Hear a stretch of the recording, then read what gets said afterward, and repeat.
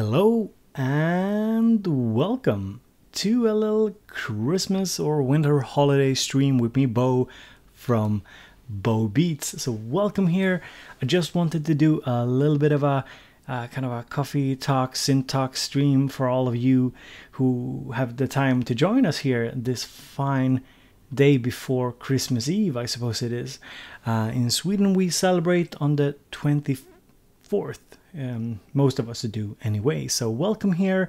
Today we're just having a little bit of a synth chat, a hangout. We'll start off just, talking about random things, maybe talk about the holidays a little bit, talking about what's coming up. And then we'll probably have some guests, some patrons might join in on Discord to have a little chat. So welcome everybody, and I hope the audio is coming through and that I muted everything in the background. Seems like it's coming through nice and fine. So if you're new to Bo Beats live streams, here on YouTube I do primarily two types of live streams. I do coffee talks where I just hang out with you guys, talk a little bit about synths, about music production, answer questions, whatever you want to talk about.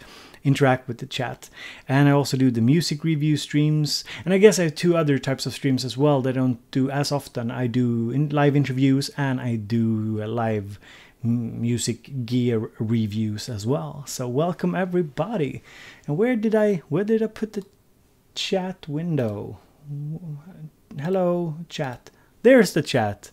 Hello everybody. So I got Jason is here, Lee was here, JT is here, Bushbeats says Goddag Bushbeat, Beppo, Studio Geek, Alberto, Eric, good seeing you, Nicholas, and we got Scratchy Barker, Merry Christmas back to you, Elaine, Kai, Elite, Wojciech, good seeing you as well, Chin, Tony, always good seeing you, Tony, Bart, did I say hello to you? Well, hello to you. John Whittaker, good seeing you. We had a good time. The little time I was spent with on Dutch's stream the other day, me and John. Elite, good seeing you. And Peter, hello Peter. As well as Sinister, welcome everybody. So welcome to this little day before Christmas streams. Because if you don't know, in Sweden, most people that have sort of I guess you would say like a traditional Swedish background, I would say, celebrate on the 24th.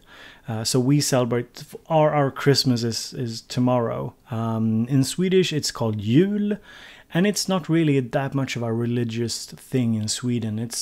Of course, to some it is, but I'd say in general, in our culture, jul, celebrating jul, which would be equivalent to Christmas, has a different backstory. It predates Christianity in many ways, so it's kind of a mishmash between like American culture, Swedish culture, I guess Anglo-Saxon culture somehow. It's not my area of expertise, but it's that's how we celebrate.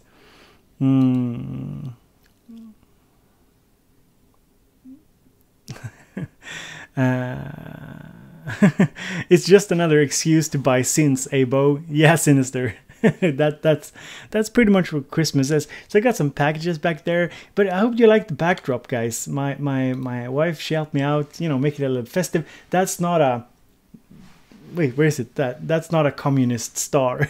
that's a Christmas star. I was like, can somebody like misinterpret it like he's a communist? I know that's touchy subject for many of the Americans. But no, that's the Christmas star over there, and got some packages. They are not mine, however. I think one is for the daughter, and the rest is for like the parents-in-law or something. Studio Geek says my cat is here. That's nice. But I hope you're not in the Studio Geek with the cat, because cats and synths, cats and studio, now that's two things that do not mix very well. I know some of you guys enjoy your synths and your cats together, but I prefer it all very separately. Bo from communist China. Yes, I'm actually broadcasting from China, from communist China.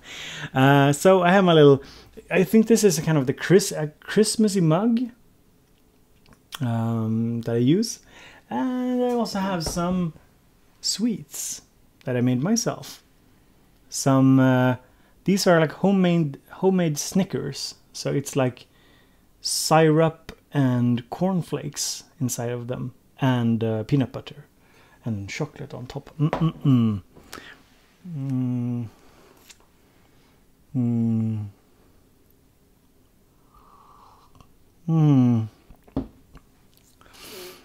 So oh, I see George is here as well. Let's see here. Anybody I missed?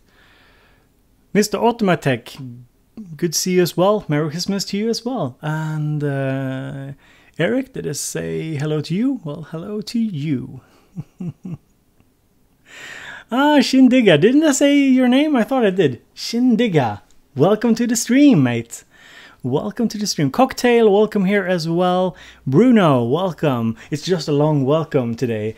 So basically the idea for the stream today is to hang out. If you have any questions, just drop them in the chat. I'll try to get to them. If there's any conversation you'd like us to have regarding music tech, feel free. Just I'll be here for a while, and we'll probably do some Patreon invites over on Discord as well for the later part of the live stream. If somebody wants to jump on and just have a little Christmassy chat with me, that's cool. Elliot, the stream will be about 1 to 2 hours, I think. It depends a little bit how it goes, you know, the kind of energy. The coffee streams often go on for longer than I thought, so... you know, let me start off right there. I just want to say thank you everybody who's here, because I see a lot of familiar names, and I just want to say thank you for being a part of the live streams, not just my regular videos. The live stream has been a huge success during this year, and I feel like it's something that we can expand upon. I really enjoy the sort of conversations that we're having here, and I do feel like you're all a very, you know, you're a big part of that, because you're asking questions, you're chatting away in the chat, and I see we have a much more social climate than on many other live streams and channels, and I think that's awesome. There's also very little amount of hate and trash talking and trolling, so that's also very nice. I'm happy for that as well. So we're 45 people here, but we need more thumbs up on the video, guys. We need more thumbs up so YouTube pushes the video to other people so we can get more people here. That's awesome. So feel free to hit the thumbs up, and feel free to share the live stream link if you want to on some platform, maybe a Facebook group, or your social media, if you think you have friends or you're in groups where people would enjoy this kind of live stream. So let me get to, I saw a question that I thought was interesting. Let's see here. Okay, so Elliot, yeah, you're in the Australia. What hour is it in Australia? Crashhead, good seeing you as well. Let's see, anybody miss? Synth Seeker, morning, John. Yeah, I guess if you're in like America, it's morning. Elite Bra, Discord is a chat service, and I use it for the patrons. Let's see here. I saw a question here.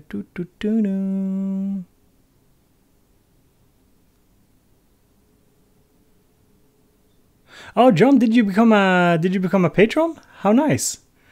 I didn't see your full name, but maybe you use an alias. Let's see here. Bo, Elliot had a question. Bo, what is the best software synth for a beginner? Oh, that's a good question. Best software synth for a beginner. You know, you caught me off guard there. That's not really my forte. I mean, I have a lot of soft synths, but I'm not entirely sure what would make the best for a beginner. Maybe chat has an answer. Like a simple synth for a beginner? Like, when I bought my iMac in 2011, One of the first synths I got was the Rompler Nexus. I wouldn't say like it's the best beginner synth, but it does have some really nice presets. I dig Omnisphere, but that's a huge investment. Omnisphere 2 would be like a very nice go-to synth as well. I'm not sure if it's like super beginner friendly though. I'm not sure what. So for hardware synths, it's a much easier thing for me to answer because it's more my area. But yeah, I wonder what the chat is saying here as well. So people say like Serum, FL Studios or Ableton. Yeah, using like the stock plugins. Loop Improvisation, good seeing you as well. Everything's good. Hope everything is good on your end as well. Silent, yeah, June and June 2. Tal Baseline, yeah. GarageBand. So I see one thing here I didn't think about. Depends, of course, if you're already in a DAW. If you're in a DAW, okay, so here would be my answer.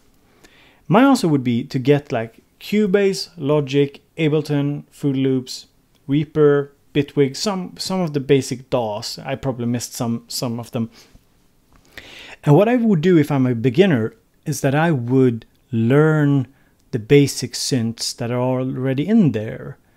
I wouldn't spend more money because there's so many good, synths already there with the DAWs that you get. For example, Cubase got the Retro Log. And I don't know the Ableton synths, the names of them, but as far as I know, they sound good. So yeah, that's what I would do. I wouldn't buy a third-party plugin. I mean, like just say 10 years ago or something, or 5 years ago even, maybe more than 5, but say like 7 years ago. I wouldn't say that all DAWs had these nice soft synths. But Logic comes with what's the name of that synth?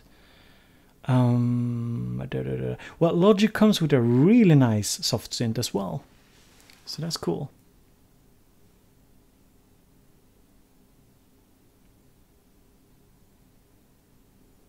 Ah, so you're using Ableton, yeah? Alchemy, yeah. Alchemy, yeah. So Logic is not easy, but Alchemy is not very hard to use. Alchemy is a really nice synth as well. But yeah, SynthSeeker, I agree. +1 for Novation Circuit for beginners. Novation Circuit is awesome.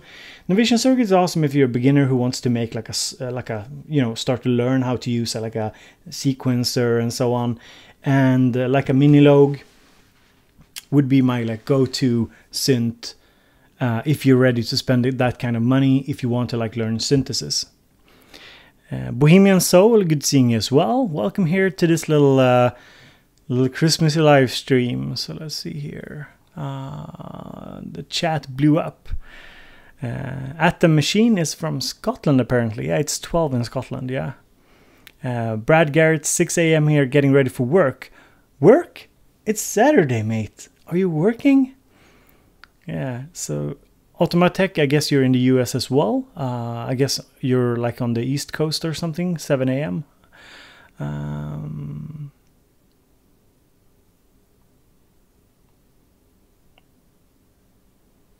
Wojciech says that Serum is pretty intuitive. Yeah, now I don't own Serum. I've kind of stopped buying soft synth for now. It might be something I'll get into later. But I often feel like soft synths are a little bit too overwhelming, and I just prefer the hands-on of a physical synth. But soft synths are awesome. And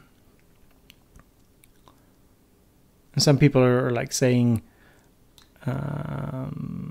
Automatech says that Omnisphere 2 is awesome but very deep. I do think it's great for beginners though, and to use it for years. Yeah, I agree as well. Like Omnisphere would be like a solid purchase, I think. The Arturia collection as well, the V collection, it's very deep in the sense what you can do with it, but the synths aren't that complicated because they are kind of replications or clones of older synths. There's not like an infinite amount of controls and such on them. Like Massive, I would say like Massive is more complicated in the sense like you have a ton of more options than most of the Arturia synths, but they still sound really good. Oh yeah, so that was the question here, talking a little bit about best soft synths for beginners. Studio Geek, you got to complete Ultimate 11. Nice. Damn, how did you afford that, my dude? Aren't you like 12? No, sorry, I guess you're like 14. How did you afford to complete Ultimate 11? Do you sell drugs? Is that what it is? I've seen your videos, Studio Geek 32. I've seen your videos. Drugs would explain a lot. I don't condone drugs in that age.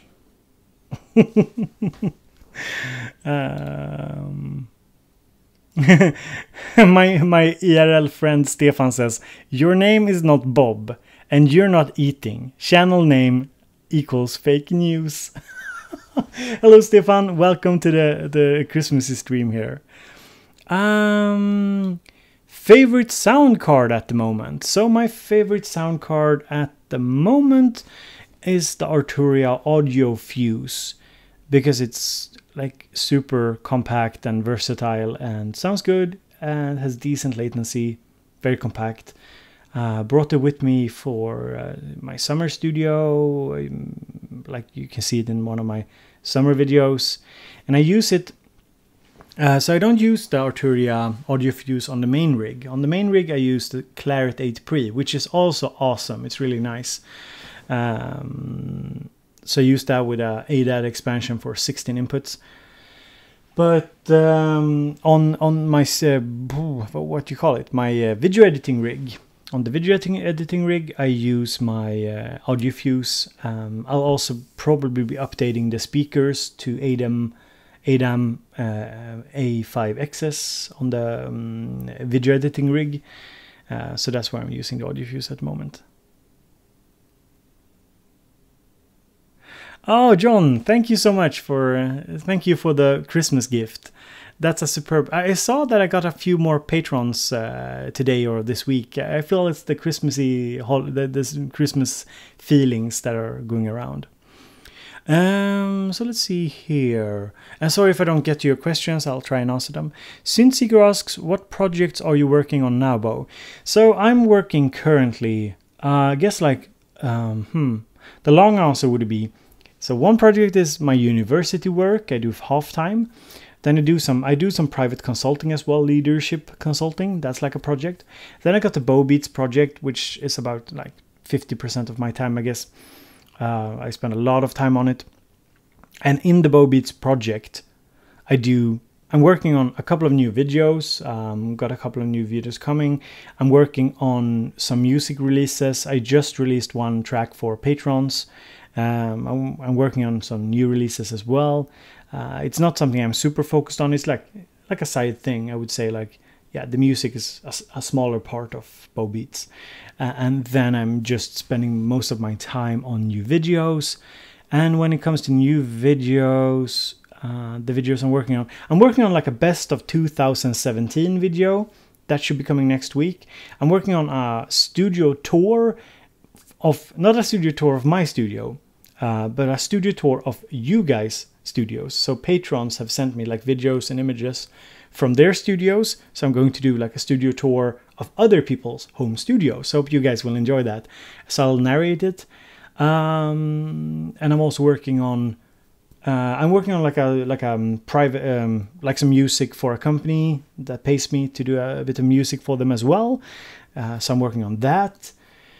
And of course I'm like working with different pieces of gear, and I'm kind of relaxing a little bit, trying to keep it a little slower during Christmas, because I need to save my energy, because there are next week there's one new synth arriving here. I can't talk about it, but one new synth arriving here that I will do videos about. It'll be announced later in January, I think. And then there's another one coming just a week after or something. So a lot of stuff is going down. Razvan says greetings from Romania. Greetings, Razvan. Let's see here. Cable management 150% of time. yes, cable management. Damn. You know what? If you don't, here's the, yeah, this is also a project I'm working on. I want to put like more of my, oh, the trash can. The trash can. It looks so ugly. It looks so ugly. I have to move it. I have to move it. Oh, I got Christmas pants.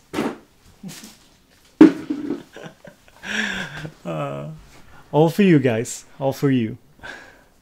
But yeah, I'm sort of making a hardware setup on this table, I think. So yeah, that'll be fun.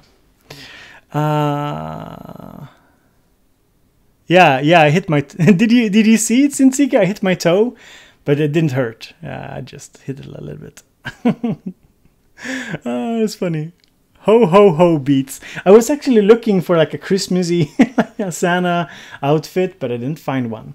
So guys, I hope you have a little cup of coffee here, the little sip of the coffee. I know I've been slacking on the sip of the coffee catchphrase, but I also get a lot of shit for it. So, you know, I have to, choose my battles. Duty-free Lungenkrebs? What's Lungenkrebs for? What's that? Well, everything's good duty-free. Those red pants, yeah. You know what, Automatech, I wouldn't say I'm stylish. Sometimes I get lucky. Oh yeah, it's Linus. How are you doing, Linus? Good seeing you. Oh, mean-spirited mirth. He doesn't sip the coffee, I spark the weed. Okay, oh, okay, yeah, you could do a little... Okay.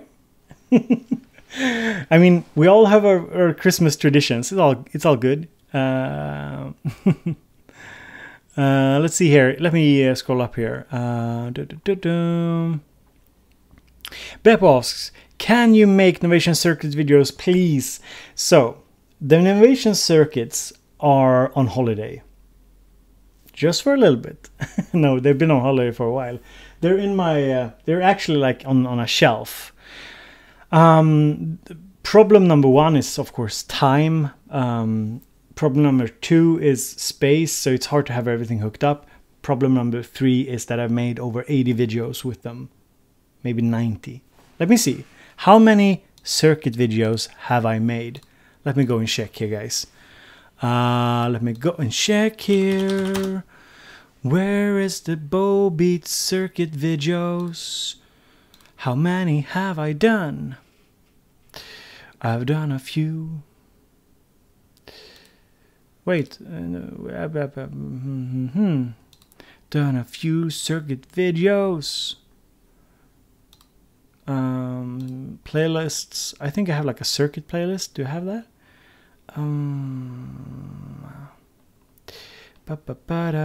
This will be fun to see. I have too many playlists. Okay, so that's one of them. Where's the long one? Didn't I have like a big circuit? Okay, yeah, 84. So I mean, like, here's the. Let me just post the playlist if somebody wants it. Here's the long circuit playlist. So that's 84 videos featuring the circuit. And of course, I think I could probably do a lot better videos with the circuit now. So so my idea with circuits are to kind of incorporate them somehow either in my Euro rack or in like a bigger rig with, yeah, like a bigger rig with other stuff like ultimate circuit setup, something like that. I'm not sure entirely. Maybe I'll use it in my like big DAW setup that I'm trying to make at the moment. Maybe. I hope to. Let's see here. Yeah, so, and by the way, if you're here and liking the stream, hit the thumbs up button. Let's see here. Where are we? Where is the chat? It moved. So let's see here. I'm just scrolling down a bit. I might have missed some of your questions. Stereo Geek, I don't know. The AKG C1000S, I'm not sure. I'm honestly not sure which mic is better. I like the iRig, but aren't these like two very different mics, mate? Like the... so Studio Geek, the AKG C1000S, that's a hypercardioid mic. So that's a very different mic from the iRig mic. So basically, the pattern of the mic should guide you. If you need like a hypercardioid mic, or you need something else, that should be like the main focus there to make the choice. Did you free? Good seeing you. Henry Music says, I found your channel from circuit video on how to sync external devices because I'm too lazy to read manual. Yeah, Henry, I know. I'm too lazy sometimes as well, definitely. Elliot asks, what monitors do I use, and are they good monitors? Or what are good monitors that are good and cheap? I use KRK Rokits 6 inches, and I use Samsung Resolves that I have for like 15 years. I wouldn't recommend either. I would recommend like the Yamaha HS series, like a standard advice I give.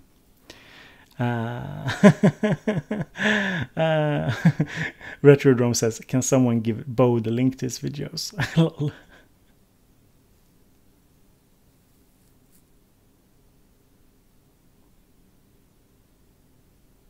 Yeah, Studio Geek, do you mean like that somebody stole my video?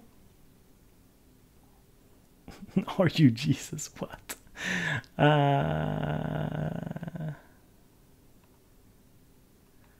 Let's see here. I'm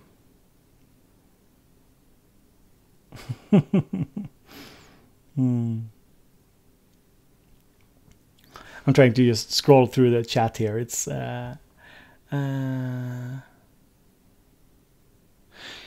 Rico, machine automation. Have you used it and how much? I'm struggling to understand the logic behind it. Machine automation. Yeah, so you hold the auto button.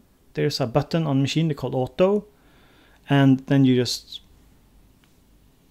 It's a percentage based. So it's a percentage increase or decrease from the value where you are at. If that makes sense. So when you automate, I think it's a percentage from the value where you are at currently. And the values between scenes is that could be slightly annoying, yes. But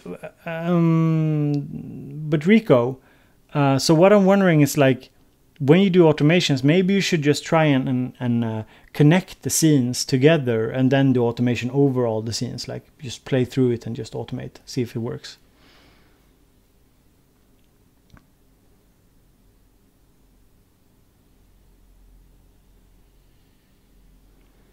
Oh, Synth and Sandry. Good seeing you, by the way, but oh, he just blew his Adam A5XS by forgetting to switch from 110 to 230 volts. Why did you need to switch voltages? I don't get it. But that's super sad. I haven't like destroyed any music equipment pretty much beside one mic pre, cheap ass mic pre that I think just broke down, I think.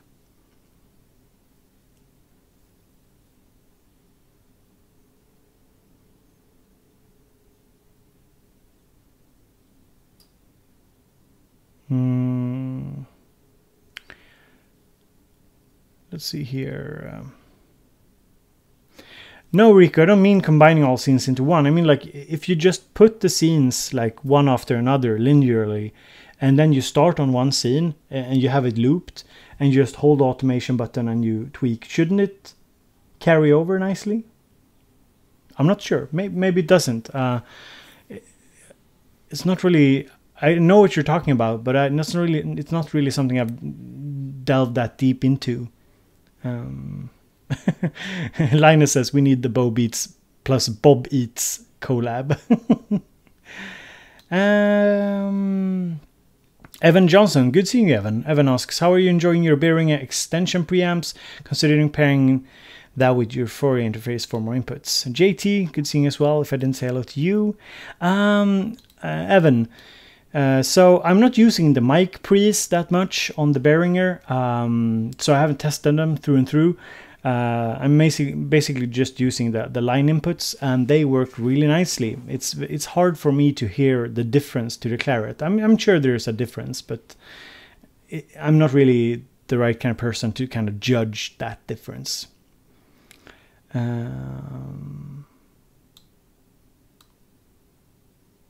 Cocktail asks, have you ever thought about sampling, or do you have any sampling equipment? I'm not sure what you mean, Cocktail. I have the Digitac that can sample, the Octatrack that can sample, and the Analog Rhythm Mark II that can sample, and the Machina Mark III, as well as, you know, computers and whatnot. So yeah, and iPad. So yeah, I sample stuff, but I don't sample from vinyl. I rarely sample other people's work, if that's what you're after.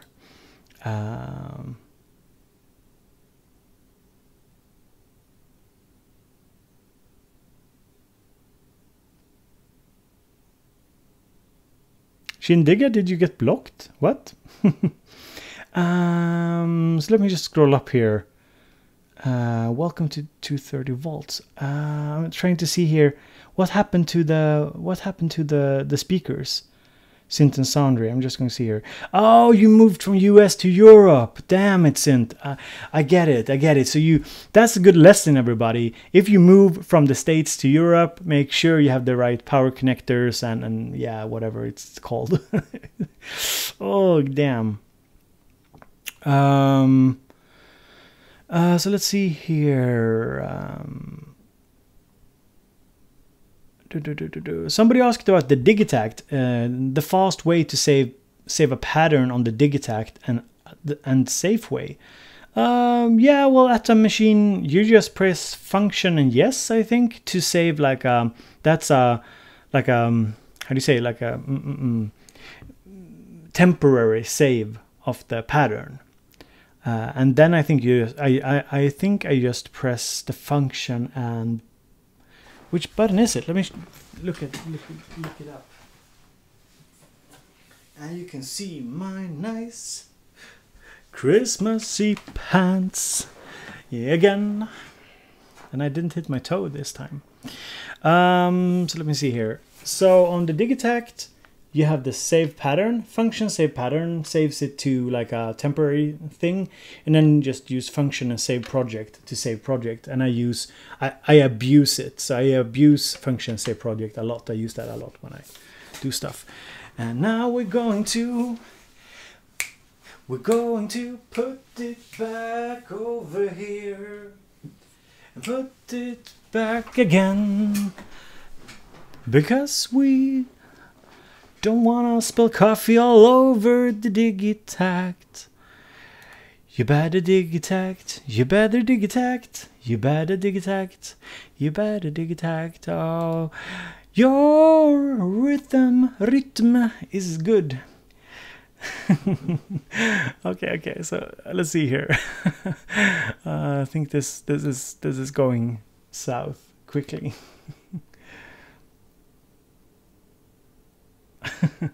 Let's see here. Christmas balls. What? Let's see here.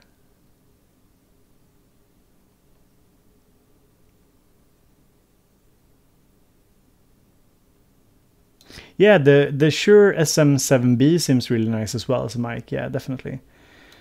Evan Johnson asks, what do you tend to leave plugged into your inputs constantly? Is some left out, or is it all ready to play? Yeah, so like I usually have my main synths all ready to play on. Yeah, that's basically what I got hooked in. Hooked up to I have most of them hooked up to the patch base. So yeah. Shindiga asks, this is a great question. Now let's get Shindiga got the serious questions here, guys, so settle down. He asks, how has your life changed since becoming the 4th best music tech personality? I thought that was brilliant, a brilliant question. I mean, suddenly, you know, I don't have to make my own coffee. There, you know, one day somebody just knocked on my door and he was like, "Hello, sir. Hello. Yes, my name is Alfred, sir. I was sent here by Music Radar. Apparently you're the fourth biggest music tech personality in the world. So I'm from now on your butler. Yes, I'll be making your coffee every day, sir. Compliments of the Music Radar website." And I was like, damn, who says there isn't any money in music anymore? Yeah, yes, quite, yes. Alfred, get over here. So, yeah, that was I'd say my wife thought that was kind of a huge change, you know, in the morning. She walks down like in her bathrobe or something, and Alfred is there like, "Yes, good morning, Mrs. or Miss." Is that how you say it? Good morning, Miss. I don't know. Mrs. I guess.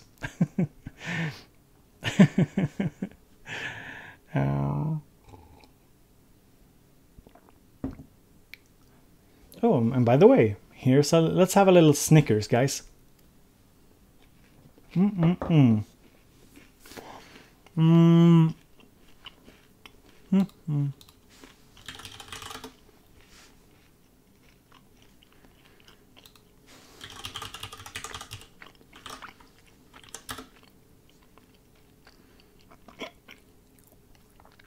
Let's see here. Sorry for eating in your ears. I'm trying to find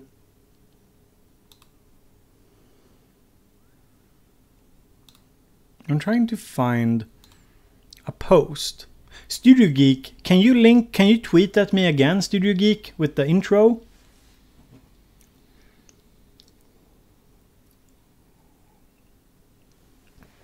The intro you wanted me to play? Studio Geek is my biggest fan, and he made a intro, like a Christmas intro. Can you just tweet at me? Sometimes it's so hard to find everything. These are homemade Snickers, by the way.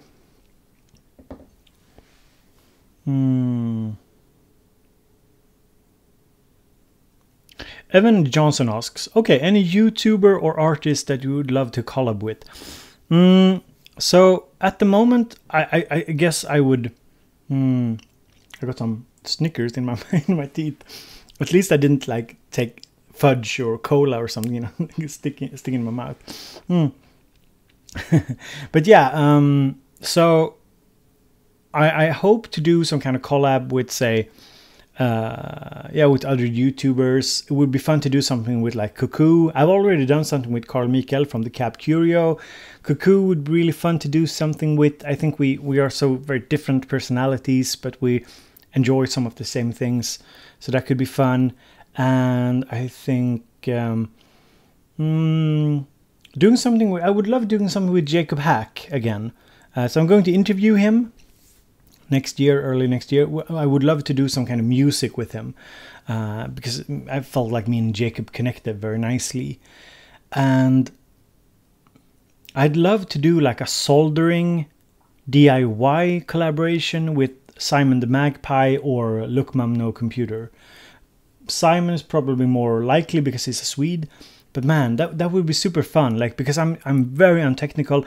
I'm very fearful of like electricity and how to put the patch stuff together, you know, putting that first patch cable into my Mother 32, and you know, that was kind of like a little nerve-wracking, like, oh, can I do this? Will it like explode? Because I'm so unknowledgeable, and I kind of enjoy being that naive, and because I have other areas in my life where I've, you know, of course studied a lot, but I feel like it's fun to be a novice. It's fun to be kind of a, you know, a child in one sense when it comes to like cables and DIY stuff and how electricity works and everything. So I would love like to go to Look Mum Knows Computers school or Simon's place, and just, you know, learn a little bit more about this. I of course have done soldering, like it's called soldering in the past. I made cables and such, you know, because I have a bit of education in like a physical studio way back, so made our own cables and such. But yeah, that would be lovely. That would be lovely.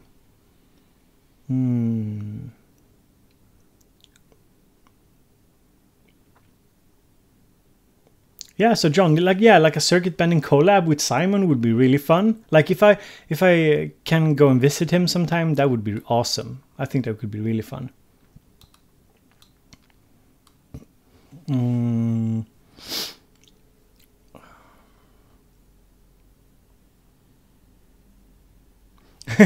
Automatech says, overnight, Bo has a Lamborghini in the driveway. Yeah, I mean, guys, I'm still waiting for the YouTube millions to roll in. No millions here.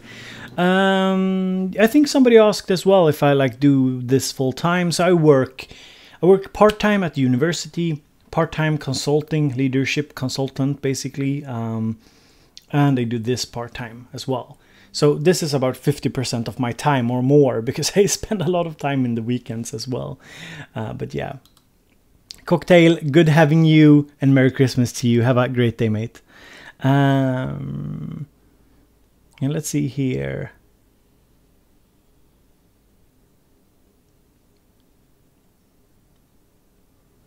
So let's see. Somebody sent, let's see here. Studio Geek sent me something. So let's see here.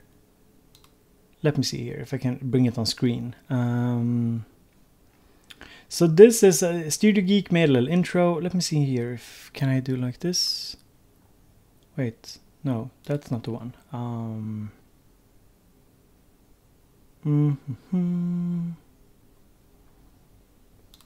Let me just make a new scene here.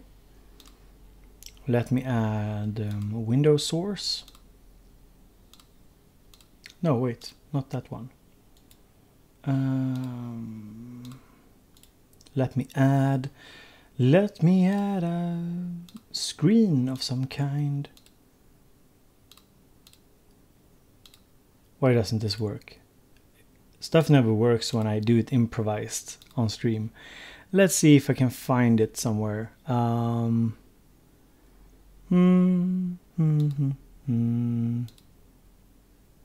Okay, so I can show it like this.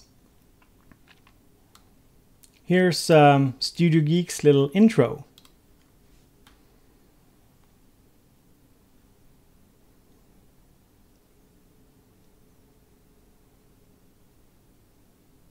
Oh, so nice.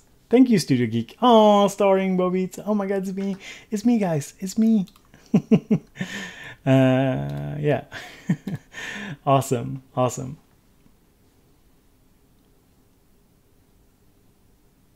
Yeah, duty free. That's not exactly a secret, no. Or not Studio Geek, Linus, I mean. Thank you, Studio Geek, for the cute intro. That was cool. That was cool. Let's see here. Yeah, I'm streaming with OBS, yeah.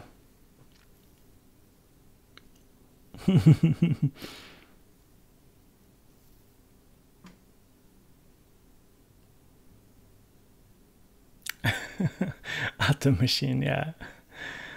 That's funny. Evan Johnson wants to ask about coffee. How do you take your coffee? So today I'm drinking drip coffee, but I usually use the AeroPress. It's sort of a manual thing,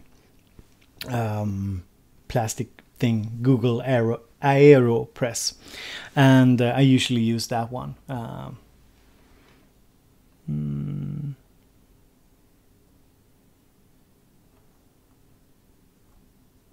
So let's see here. Yeah, Hugo, exactly. Bob Eats channel actually exists. That's kind of the funny meme, I think. That's kind of the funny meme, that Bob Eats actually exist. I think that's very funny.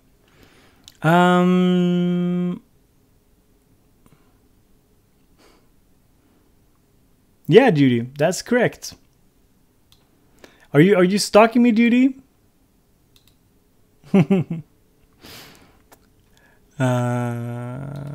Let's see here.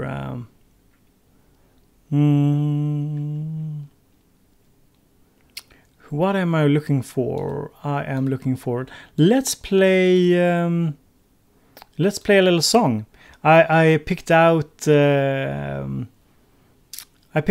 little song that I released that has sort of a Christmassy feel to it. So let's play that, I think. Just have a little some music on stream as well. So let's see here. I thought it had a bit of Christmassy feel to this video.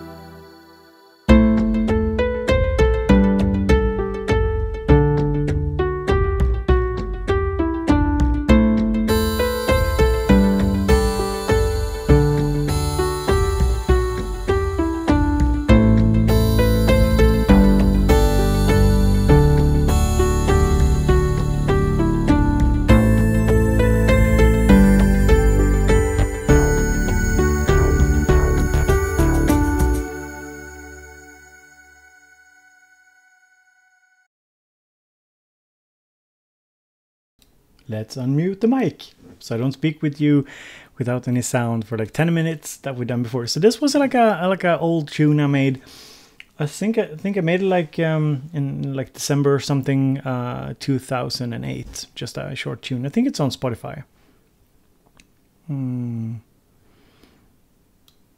Yeah, it's sort of Celtic, sort of yeah, old kind of game music or classical in its sound. Yeah. That's pretty much, yeah, that's pretty much what's up. Evan Johnson wants to know about favorite Swedish musicians and why. Favorite Swedish, I like the rapper Petter, because I grew up with him. I mean, I grew up with his music, not with him.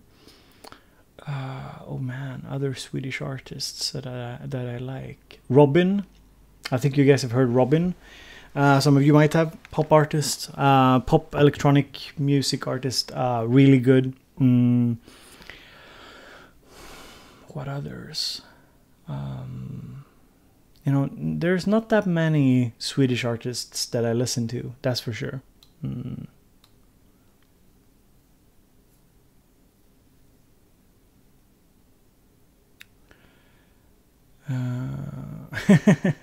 Again, Bo grew up with a pack of wild wolves. I actually have a song called like Winter Wolves. What's my overall favorite project that I've worked on? Bushbeat. Yeah, Jose Gonzalez. Yeah, he's awesome. I don't think about him as Swedish because his music is so internationally like super known, and like you hear about him in so many different contexts, and the music itself is not very like Swedish, you know. But yeah, Jose Gonzalez is really nice. Winter Wolves is about a song about his childhood.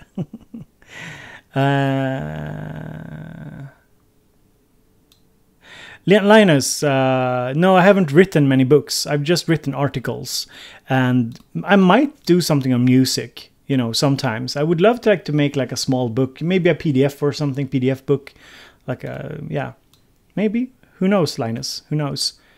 The website you found is not very updated though. It's kind of old. I think the last update is like a couple of years ago now or something. I'm working on a BowBeats homepage, by the way, like a BowBeats site. It'll just be like a front for mainly for like gathering some information, how to get in touch with me and so on. But yeah, are there Swedish rap crews? Yeah, sure. Old bands that sucked, embarrassing old songs. Most people have same projects that were terrible. Yeah, sure, Evan. I've done some really. Okay, guys. So okay, let's listen to something that I did for money. Okay, so let's listen to something that I did for money. Is that okay, guys? Let's listen to a project I made for money. This was way back. And let me be very clear. I did this professionally, and it's kind of a political thing. I think. It was like a jingle for like a political party. It's not something I'm affiliated with in any way.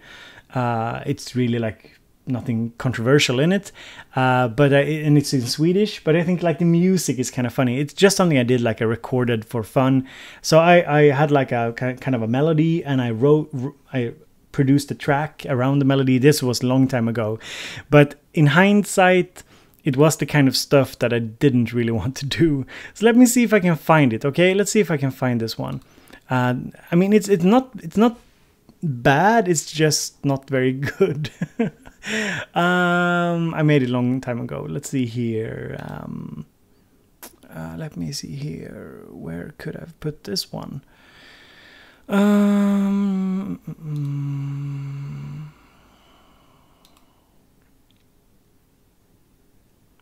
Is this the one? Okay, let's see if this is the one. So here goes.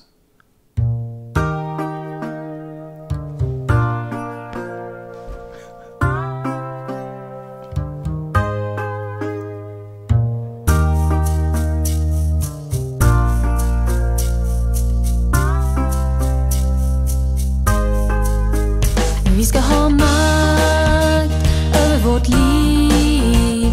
Individ går före kollektiv. Ingen är störd i samma form. Vi måste därför tänka om.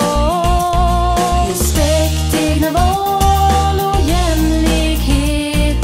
Det är riktig solidaritet. Trygghet är vänsterns småg. Vad tror du?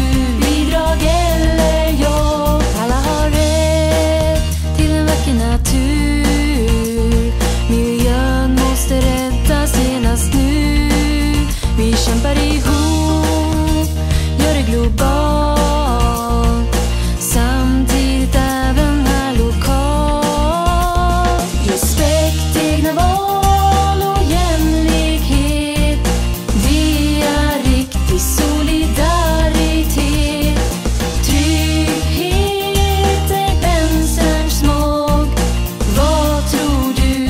Bidrag eller jobb? En öppen värld där utan besvär lever, handlar, reser, lär. Kom med oss, bli entreprenör. Se till så att Sverige inte dör.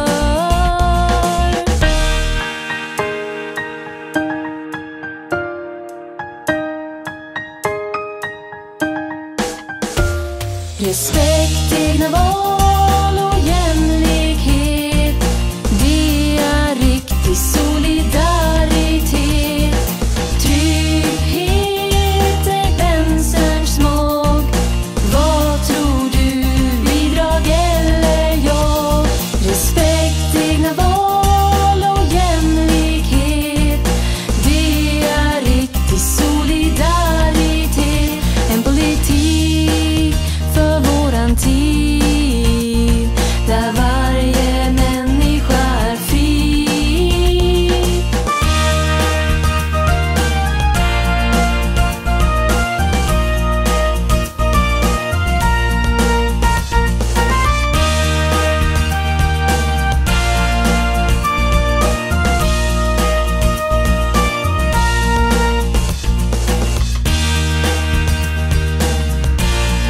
Right. So we're venturing down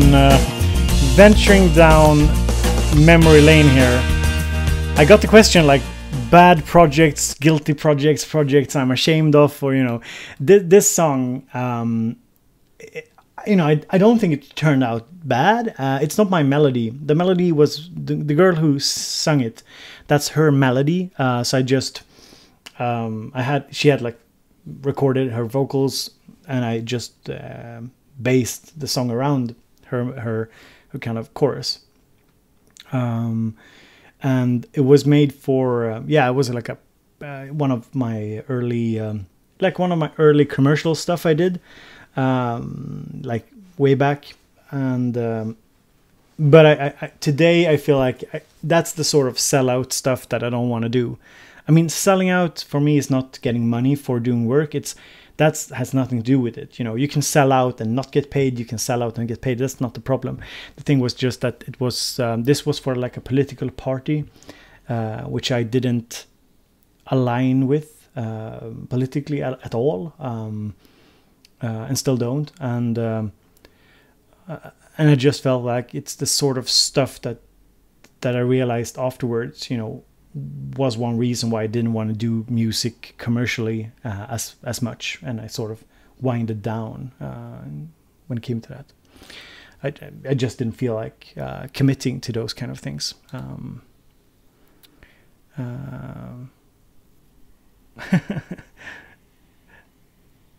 Well, thank you, Midnight Mix. Yeah, it's like a meh song. Yeah, that's the point, Midnight. That's the point. It was kind of a meh song. You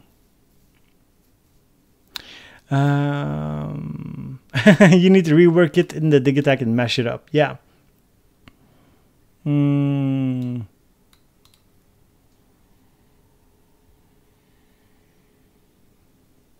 Richard Olfin, good seeing you as well. Funny jokes. Lol. Yeah. Yeah. Slacker says your voice has really changed. Yeah. The guitar was from VST. I can't remember. I think it was like, is there like a Steinberg virtual guitarist or something? Something like that. J Rod, good seeing you. Mike Smith. Exactly, Mike Smith. Yeah, I don't really talk politics. I'm not an active politician in any way, shape or form, but I'm a Swede, so you should probably be able to figure out where I lean. I think Swedes compared to like the rest of the world are I mean, especially compared to US politics, but this is really nothing to do with the channel that much, so I try to leave it out. It's politics on the internet. It's like, you all know what it's about. It's, a lot of trash talking and shit. It's nothing fun in it, really. Kind of stay clear of it as much as possible. How much money did you make for this? So yeah, that's a good question. So the song I made, I think I got somewhere, I don't remember exactly.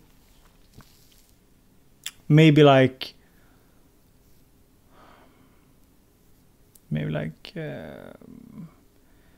somewhere between like 500 and 1,000 euros or something. It took about a day to make it, so I'm not sure if it's like a good pay, but it was pretty early in my career. Like, so between like 500 euros and 1,000 euros. Yeah. Something like that.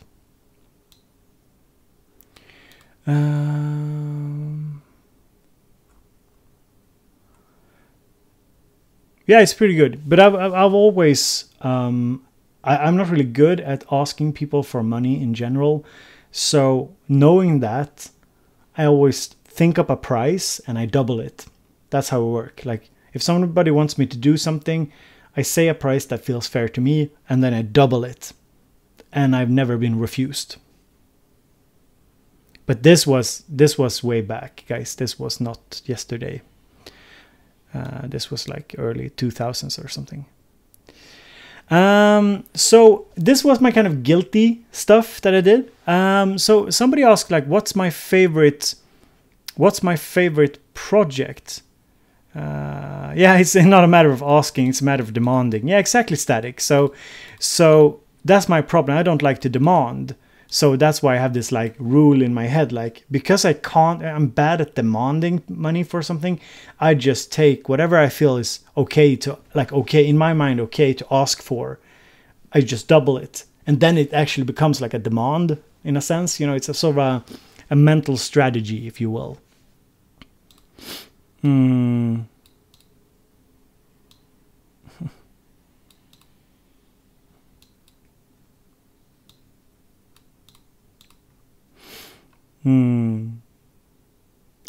Just keep racing until they say nope.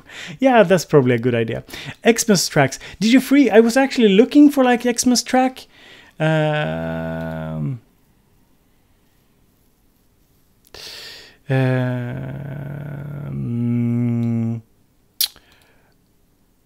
And guys, let's leave the politics out of the chat, guys. It's bad manners, especially before Christmas and in my chat as well. We stay clear of it. It's nothing funny to talk about, to be honest. It's something that really doesn't work well on the internet. So let's try and not go there. Let's see here. But yeah, Xmas tracks. So I did like a New Year's track that was really shitty, but I think I will save it for you guys for my like year summary live stream. Like it's a Bob Dylan remix. It's really shitty. It's really, really corny and shitty. But yeah. Yeah. Tony asks, how's the studio tour video going? Tony, it's going nowhere, but I hope to work on it in next week. Let's see here. Yeah, DJ Free, it's not bad. Static, I'm not sure. Guys, I will play my Bob Dylan remix. I made it for my father as a gift. He's a Bob Dylan fan, and I made it for his like New Year's party with his old pals. It's super corny. Let's see here. But yeah, we were talking like music and stuff. And let me play. So somebody asks, what's my like favorite project? So my favorite project to work on. This was my all-time favorite project to work on. Let me find it. Yeah, Bushbeat. Yeah, Hey Monica is awesome. This is my favorite track or project that I've ever worked with, and it's very Christmassy as well. This is from like 2007, I think.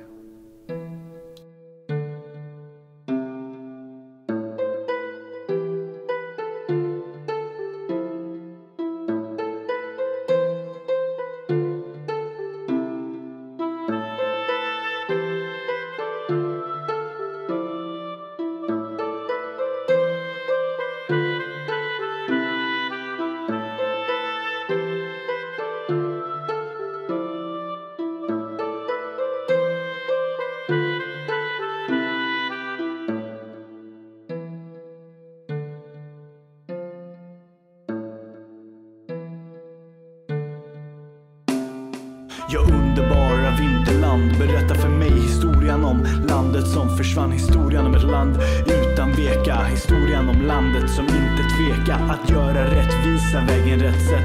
Om något blir fel ställde man fel till rätt. Ja, vinterland säger att historien är sann, för jag vill så gärna tro att det fanns ett sånt land. Men tiderna är nya och blev som de blev. Du blev du och jag blev vad jag blev. Men låt inte bli, du kan förändra vår tid, så beredd att fånga när den flyger förbi. Inget i vår värld är statiskt. Du kan förändra allt om du har dig själv som basis. Så res dig upp, sträck ut en hand, så förändrar du allt i vårat vinterland. Underbara vinterland, var finns du väl nu? Än en gång, ännu en sång, en saga som är slut. Underbara vinterland, vi minns tider som flytt. Det är dags för mod och kamp att börja om på nytt. Jag börjar om på nytt, dra tillbaks tiden igen. Det som förlorats kan komma åter. Jag blickar ut, ser vinter i sitt hav och äng. Allt som krävs är att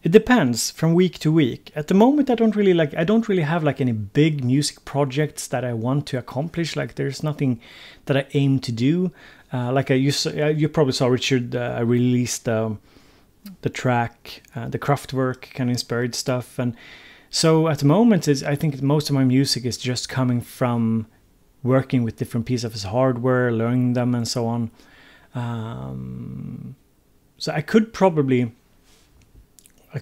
be spending more time if I wanted to. There's like room for it, but I guess like hard to say. Maybe half a day a week, maybe something like that on my music. Maybe I'm not sure if that makes sense, but yeah, something like that. If you mean like devoted time to like my music, I would say like half a day a week or something.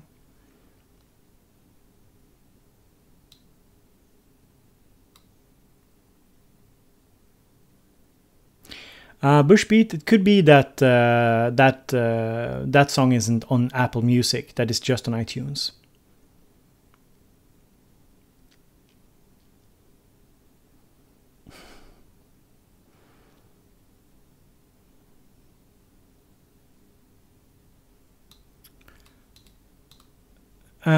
Renee, what new tune did you think about? Yeah, the new tune. I put up a new song on. I made this song and put it up on. Yeah, and I released like the EP also on Bandcamp that we listened to a while back as well. So yeah,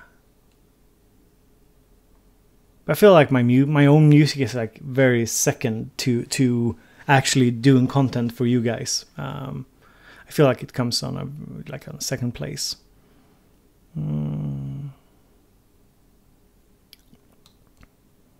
Shin Digga says if I like my desert island synth. Either it's not a synth, but either a fully loaded Octatrack or an analog keys maybe, or analog 4 Mark II perhaps.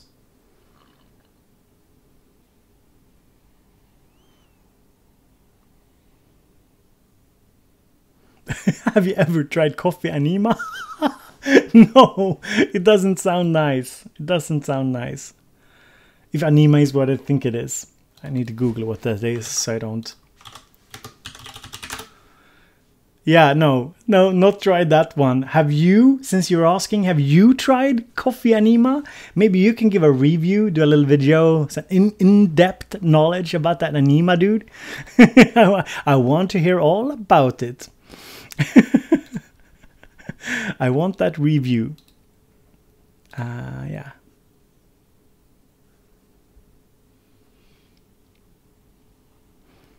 Discophone, good seeing you. Merry Christmas back to you.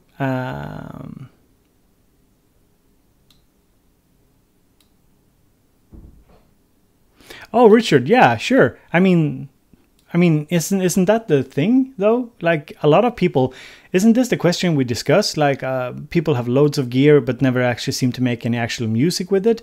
I mean, isn't that like? I mean, haven't we like? Isn't it known that the synth community is not all about making music? Could be making sounds. You know, we do different things. My number one rule is very simple. If I'm not productive, I don't buy stuff. So if I am productive, I feel I can buy stuff, but I'm not, you know, I don't value, because Richard, that notion is for me, it's not like music is here. Like music is not, it's like music, being social, making videos, I guess participating in online Discord, you know, all those things can be very creative to me and to others, I guess, as well. Making sounds, you know, they are all on the same level. For me, it's definitely not. There's no ladder here where like making music is like the end goal of owning music equipment necessarily. Not like in itself, you know.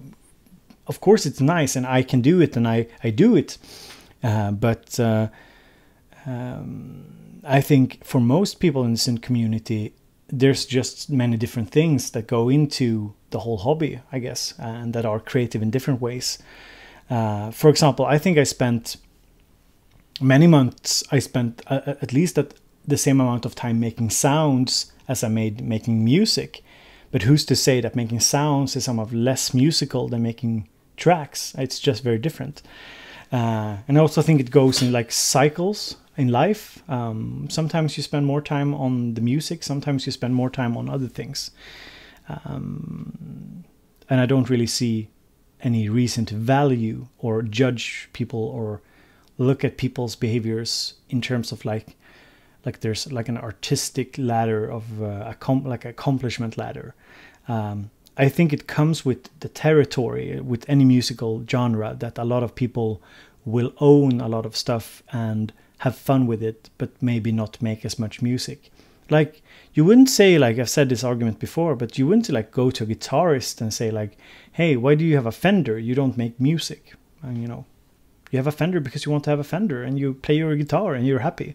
Like my father, he can write songs and he got a guitar and he can sing, but I don't think he's ever like recorded anything that's, you know, still out there. And I think he's a very creative and an interesting individual. I think the problem is though that people conflate like it's just because you're not making music and you own a lot of stuff doesn't mean like you're not creative. There's many different ways of being creative, I think. And I think that we shouldn't focus too much on the output. Not everybody... I also think it's problematic if we assume that everybody who's into like music production wants to be a music producer, like having like producing music as the end goal for everybody. I don't think that's the end goal. For most people, I think that's why not everybody finishes me. Like for me personally, like when I tried to do it professionally, and after a while I felt I didn't want to. The reason why I stopped was because that wasn't the end goal I was looking for, like producing music full time. That wasn't my end goal. That was somebody else's dream, somebody else's journey, but not mine.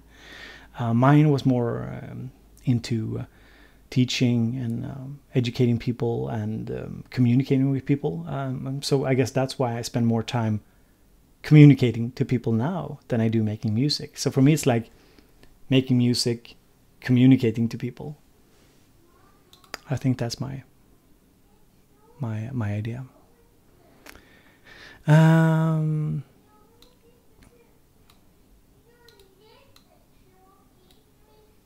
Yeah, Richard. Yeah, I know you're not aiming it at me. I'm also not aiming it really at you. I'm talking about like the general idea that we have different like there's a lot of judgment going into the music scene. I'm not sure if you guys are aware, but if you go to like certain forums, certain people are like upheld as these like godlike figures because they make music in different ways, and other people are like dismissed because they don't make as much music.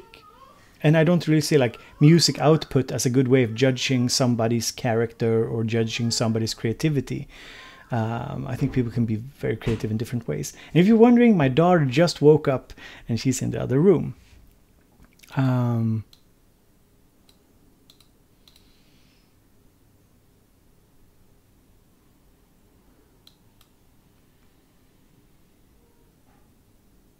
Not sure what the opioid psychobilin industry is, Renee, but not sure. Let's see here. Papa Beats. Bo Beats and Father would be great. Yeah, Renee, me and my dad, we could definitely do some fun stuff. He can play the guitar, decently, and he sings pretty nicely. He has a pretty nice voice. He's a bit like Cornelis Vreeswijk, if you know the Swedish singer, old-time singer. He's like I think he's kind of internationally known in Europe.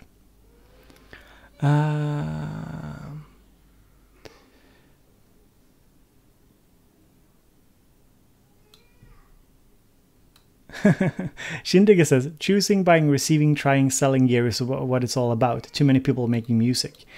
So, I mean, in the whole community, I think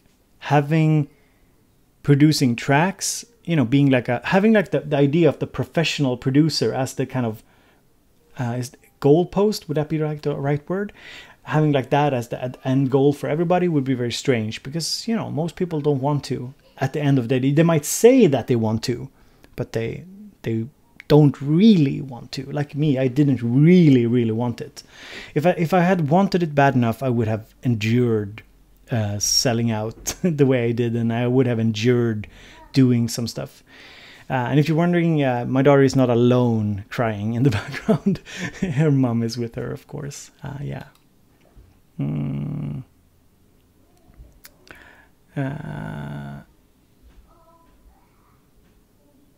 But yeah, I spend most of my time making most of my time making videos, so you guys can spend less time making music and watching me instead. It's my evil plan to make room. So the idea, the basic evil plan here, the conspiracy, the 9/11 truth is that I'm making videos, so you spend less time making music, so there's more room for me when I actually release my album.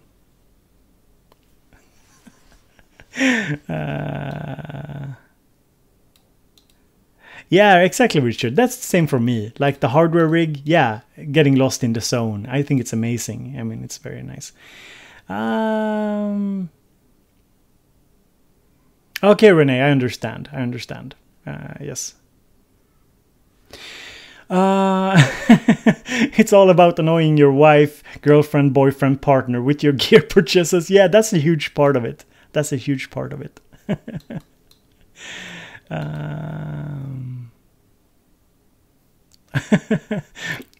He's turning us into sheeple. That's kind of funny.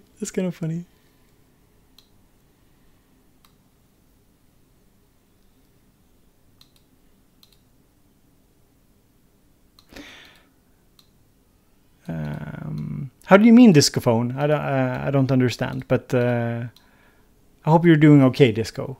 I hope you're doing okay. I know you had a rough patch earlier, so I hope you're doing okay. Let's see here.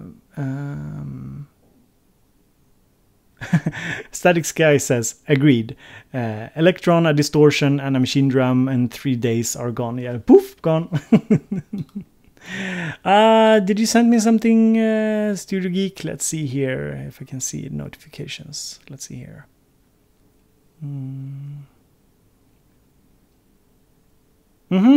Okay, nice, Studio. I will check it later. I don't want to check it on stream.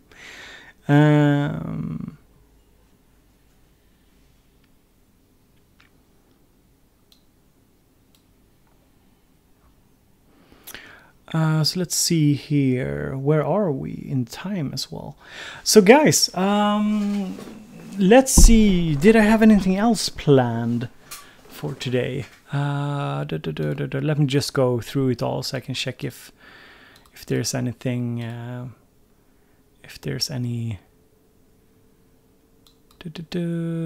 else that I had planned before we move on with the stream. Let's see here. Yeah, we're talking like music. Like I talked about my favorite project, the one I played you, and we talked about the most the thing I kind of regret doing. And did we have like any other? I was thinking like if there's any other fun thing that I made. Probably not. Crashhead, favorite synth of 2017. I'm going to hold off on that because that's coming in a video, mate. That's coming in a... Yeah, I'm a flat earther. Yes, the earth is flat, guys. You heard it here. Sorry, no, I'm not a flat earther. No, we need to have some kind of intellectual level here. Sorry if I offended anybody, but yeah, I that I can't agree on. Oh, Static Sky, the thing I regret not doing. And weirdest genre of music. That's funny.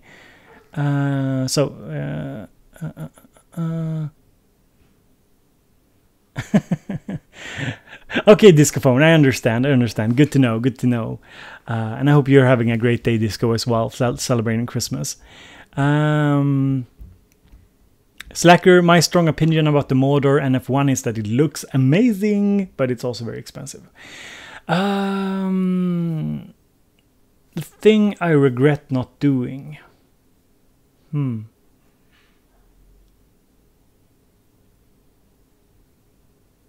So this would be the thing I regret not doing. I regret not believing in my talents more. And that might be the wrong way to say it. So let me rephrase. I regret not believing that I could, with a lot of hard work, build on some of my early talents. I regret that I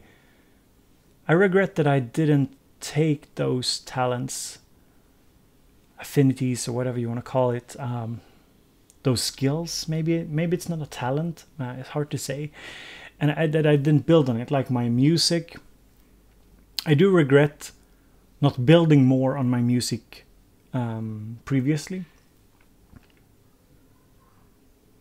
Building even more, because I did amount to certain things. I did do a lot of things. I sold music. I had some tracks that got some kind of success that I made some money from, and I felt I did some live shows, and I felt sort of a little bit accomplished.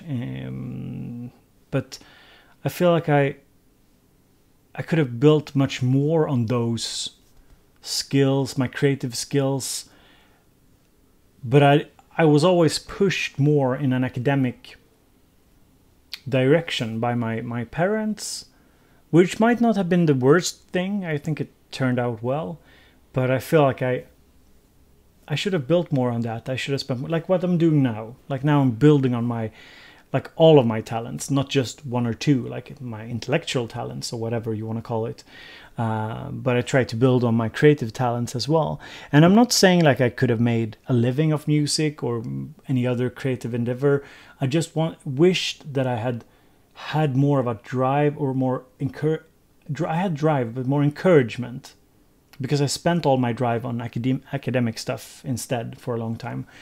I wish that I had spent it on developing my own artistic expressions, like painting, theater, and music. I guess those three I could have spent more time on.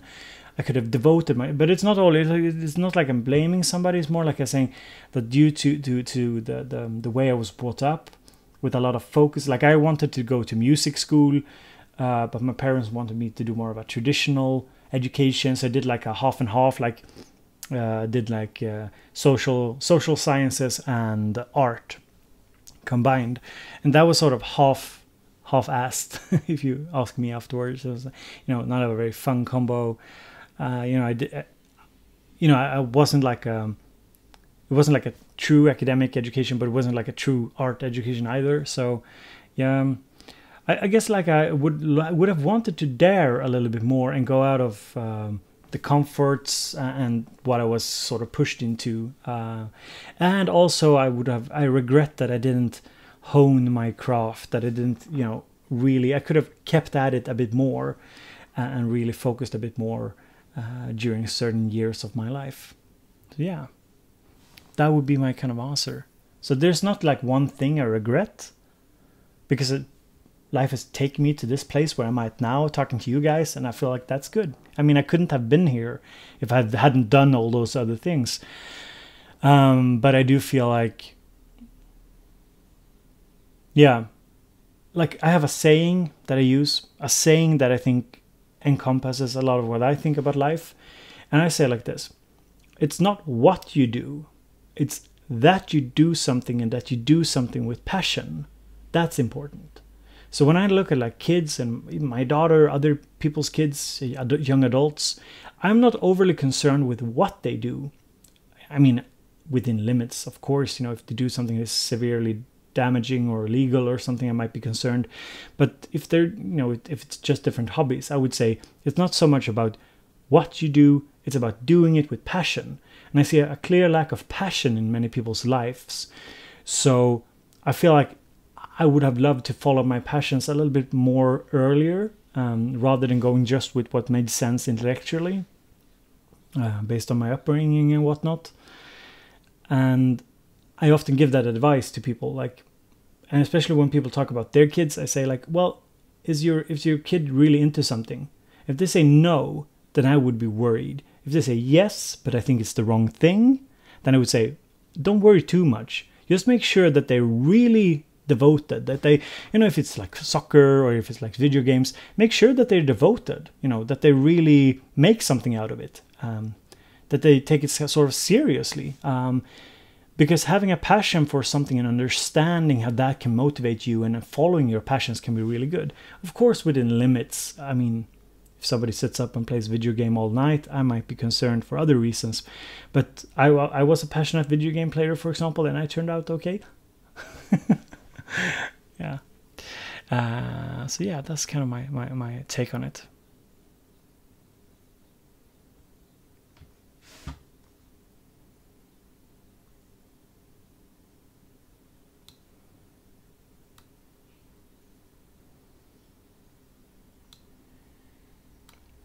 Yeah, exactly.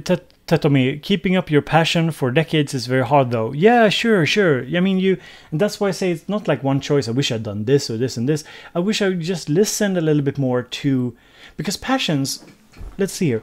Passions is not the thing you're passionate about. So when you say keeping up a passion, music is not a passion.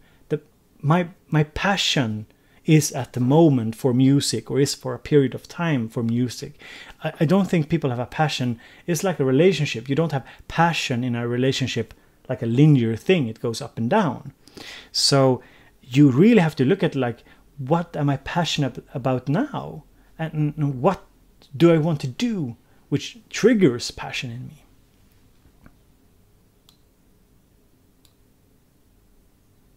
And sometimes maybe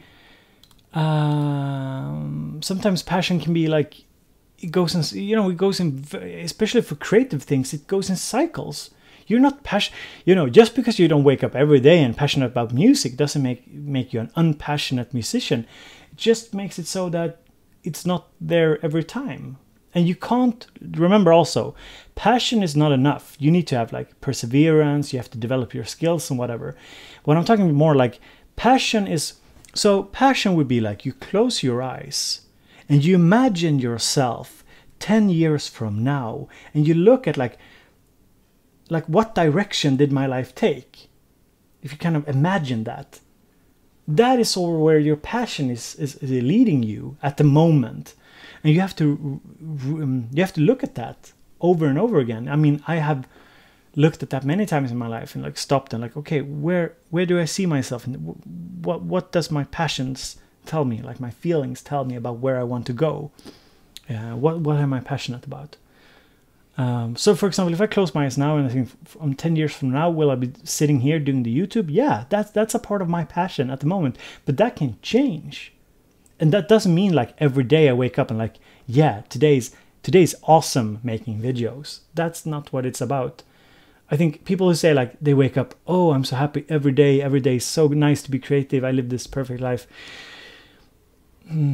Either it's very temporary, or they're lying to themselves, or it's shallow. I think everybody have, days where that it's rough to be creative.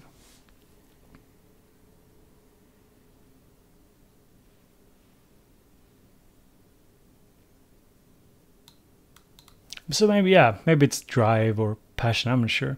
Richard, good having you here, Richard. See you later. Retrofish says, I feel like I'm passionate about too much. Like, I guess later in life I can get a job in game development and still make music.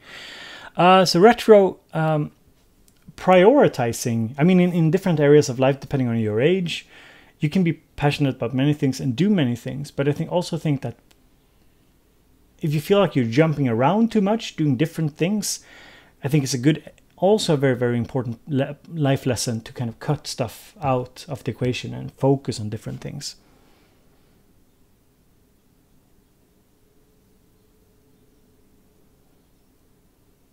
Oh, the sound test room is here. I think your name is Doug? No, wait, is it? I feel stupid not knowing it, but I think it's Doug. So the sound test room was here. Merry Christmas to you as well. Rico says, welcome to the self-help and life coaching by Bo. Yeah, yeah, Rico. You know I'm a licensed psychotherapist, right, Rico? Yeah. So I can't really, you can't blame me for for going into this territory. I have a license to help people. That's funny. Yeah, Doug. Yeah, cool. Yeah.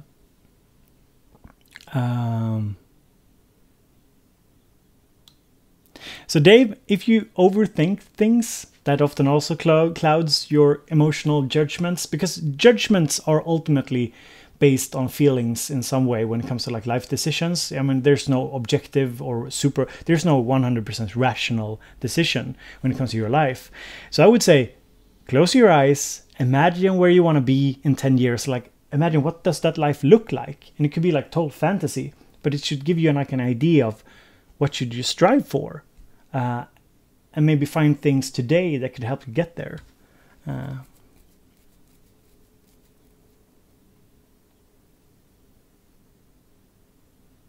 So interesting. Henry asks, what did your parents think about your musical ambitions early on? So yeah, they were kind of ambivalent. I remember I got a record deal when I was like 14 or 15 for a couple of tracks in the US. I think they're still somewhere out there in the US. I don't really have, remember I was a kid. I made like 2-3 dance tracks and I had like this, I'm not sure how legitimate this contract was, but I was 14 or 15 and this FedEx guy came knocking on my door and like, hello, here's a package for you. And there was a contract. And I remember like my parents being very ambivalent about it.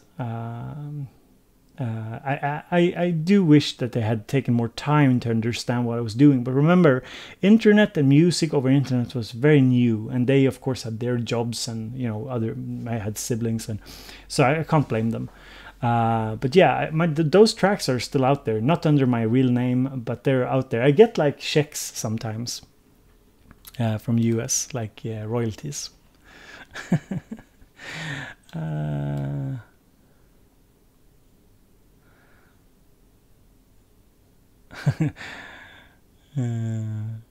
Yeah, Static. I haven't heard that joke before.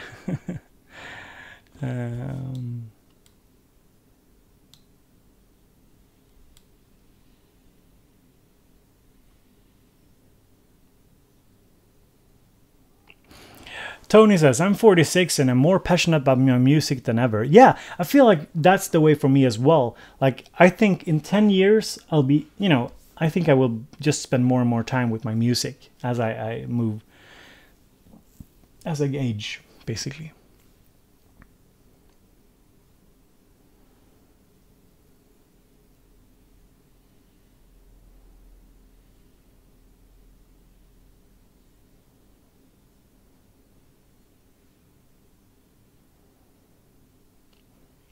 Mike says, 25 years ago I had gear but sold everything 15 years ago. Yeah, I sold most of my stuff like, I would say like 9 years ago or something. That might be correct. Yeah, something like that. I sold off my hardware at least. And then I got my machine studio a couple of years later. I, of course, did like music with my computer and so on. Like I had like a MIDI keyboard still, but I tried to get rid of a lot of the hardware as well. Mr. Basic, good seeing you. Is it early where you are at? Isn't it like 6 in the morning where you're at, Mr. Basic?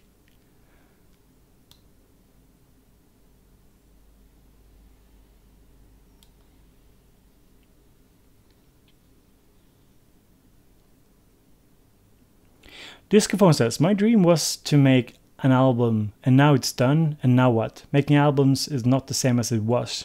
All vanish into the big ocean. Yeah, Disco, I totally understand what you mean. It's like, it's the same for me. I feel like my videos gives me more creative pleasure because I feel they don't just vanish into thin air whenever I release them. They're actually received by somebody and they kind of live on. I guess like Disco, you should check out like releasing on maybe cassette or like physical mediums, doing like a small thing maybe, knowing that somebody that actually values your stuff got it, maybe something like that. So so yeah, I wanted to see if I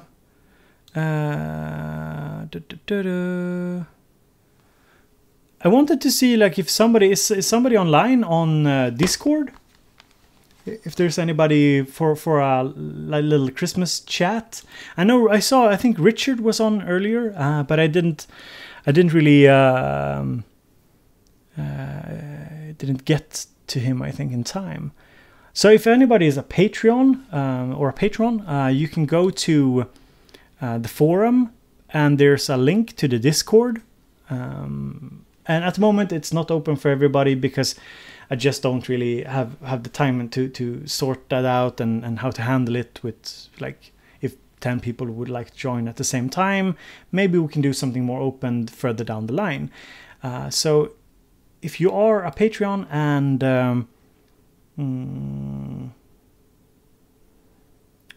you want to join in on the Discord, you can just join the voice chat. So let's see here. JT, are you on the Discord, man?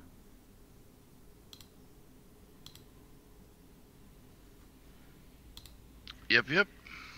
Okay, JT. So let's see here. Yeah, I think they can hear you. Muted, yeah, my mic is muted. So now you can hear me. So have you closed the chat or the live stream? Okay. Yeah.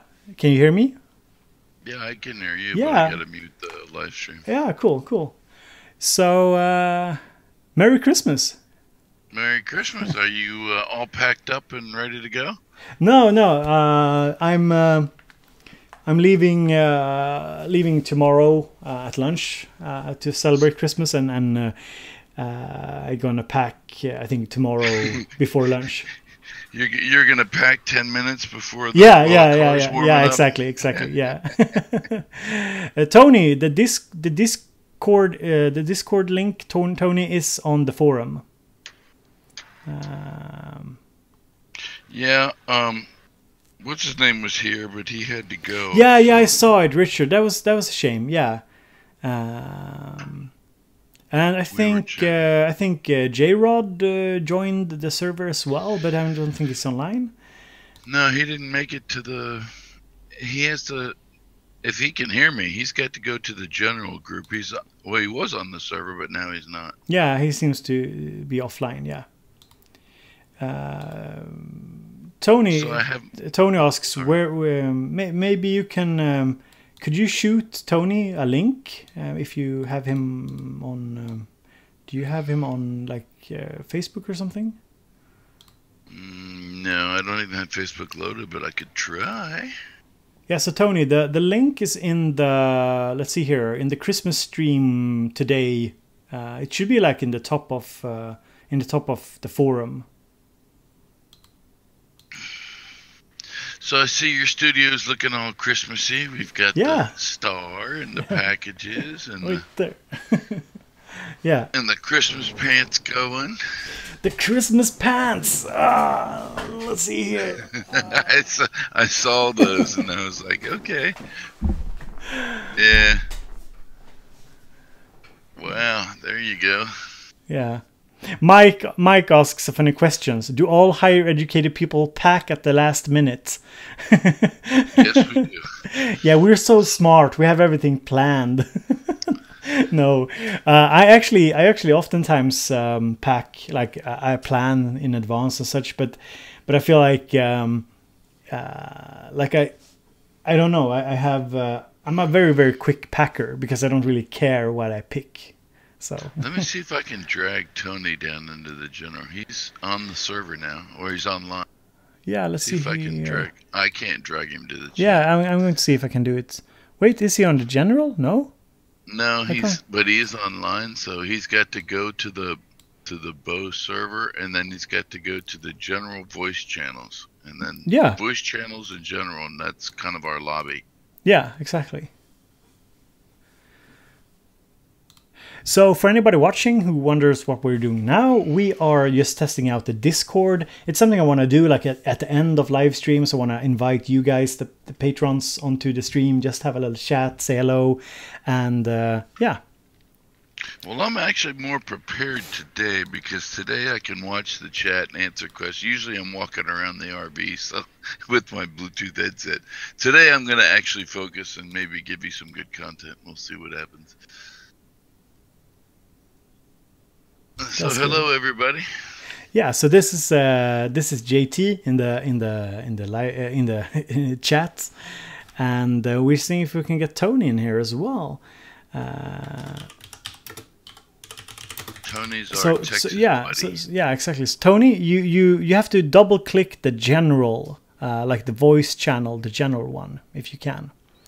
Hello, Studio Geek. Are you ready for Christmas? Studio Geek is all ready. He got the complete 11 Ultimate. Heard that. But Studio Geek, you have to tell us, was it you or your dad who got it, or because I'm still uncertain about where you got the money from. If it was like drug money or. Whoa! Let's not put him in jail now. We're outing him here.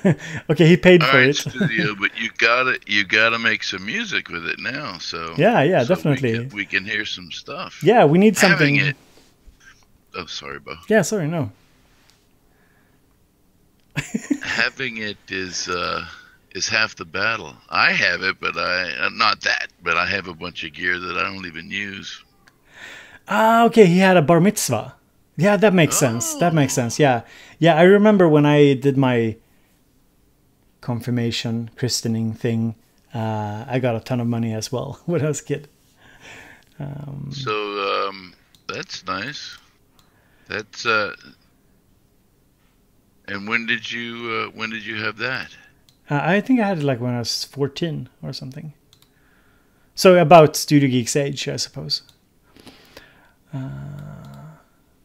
Oh, and Retrofish says here, I'm so hyped for Christmas. There is a present down there that is wrapped and looks like a vinyl. And I have a sneaking suspicion it's the new Gorillaz album from earlier in the year. Yeah, that seems nice. So let's see here. I wrote my letter to Santa, but it came back in the mail. I'm just kidding. Let's see here. I'm gonna see if I can I like drag Tony into here, or let's see here. And you can't really. I mean, he's on the server, I guess. I don't know how to explain it. He has to make sure that he is highlighted in the Bo server, which he should be because he shows. Yeah, and I gave him like a role that he should be able to talk in the chat as well. We'll see here. Okay, now there'll be a circle with a plus on it. Well, no, I'm sorry. There'll be when you click on that, you should see a sub menu when you click on the Bo server, and it'll have different text channels, which you go into general and we can type, and then there's a audio channel. It'll say voice channels, and you want to go down to general, and then Bo could make, if he wanted to, because it's his server, he can make different levels, but we're just in the general level. Because on our end, there's nothing we can do. You have to do it on your Discord end, Tony. Anyway, I'm going to read the chat and see if there's more stuff here we're supposed to be. Hello, Mr. Basic. Mr. Basic says, who didn't give themselves a Synth for Christmas? I didn't, guys.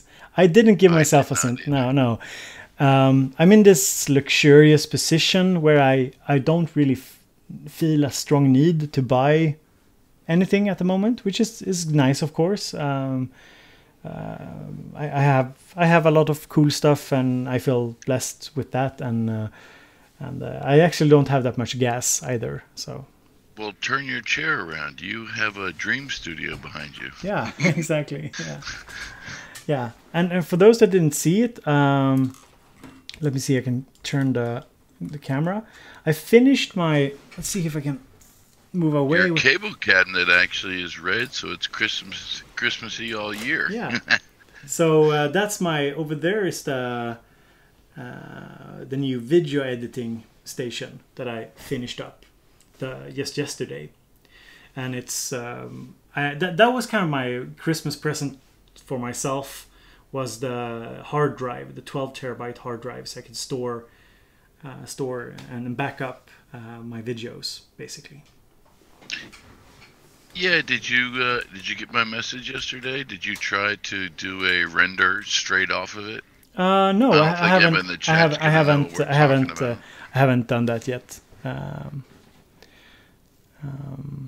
haven't. No. Good, so. Yeah, the speeds look, but I might do a raid 1 instead of raid 0, because now it's 12 terabytes straight up, and I realized that maybe I want, because I mean, what would I use 12 terabytes for?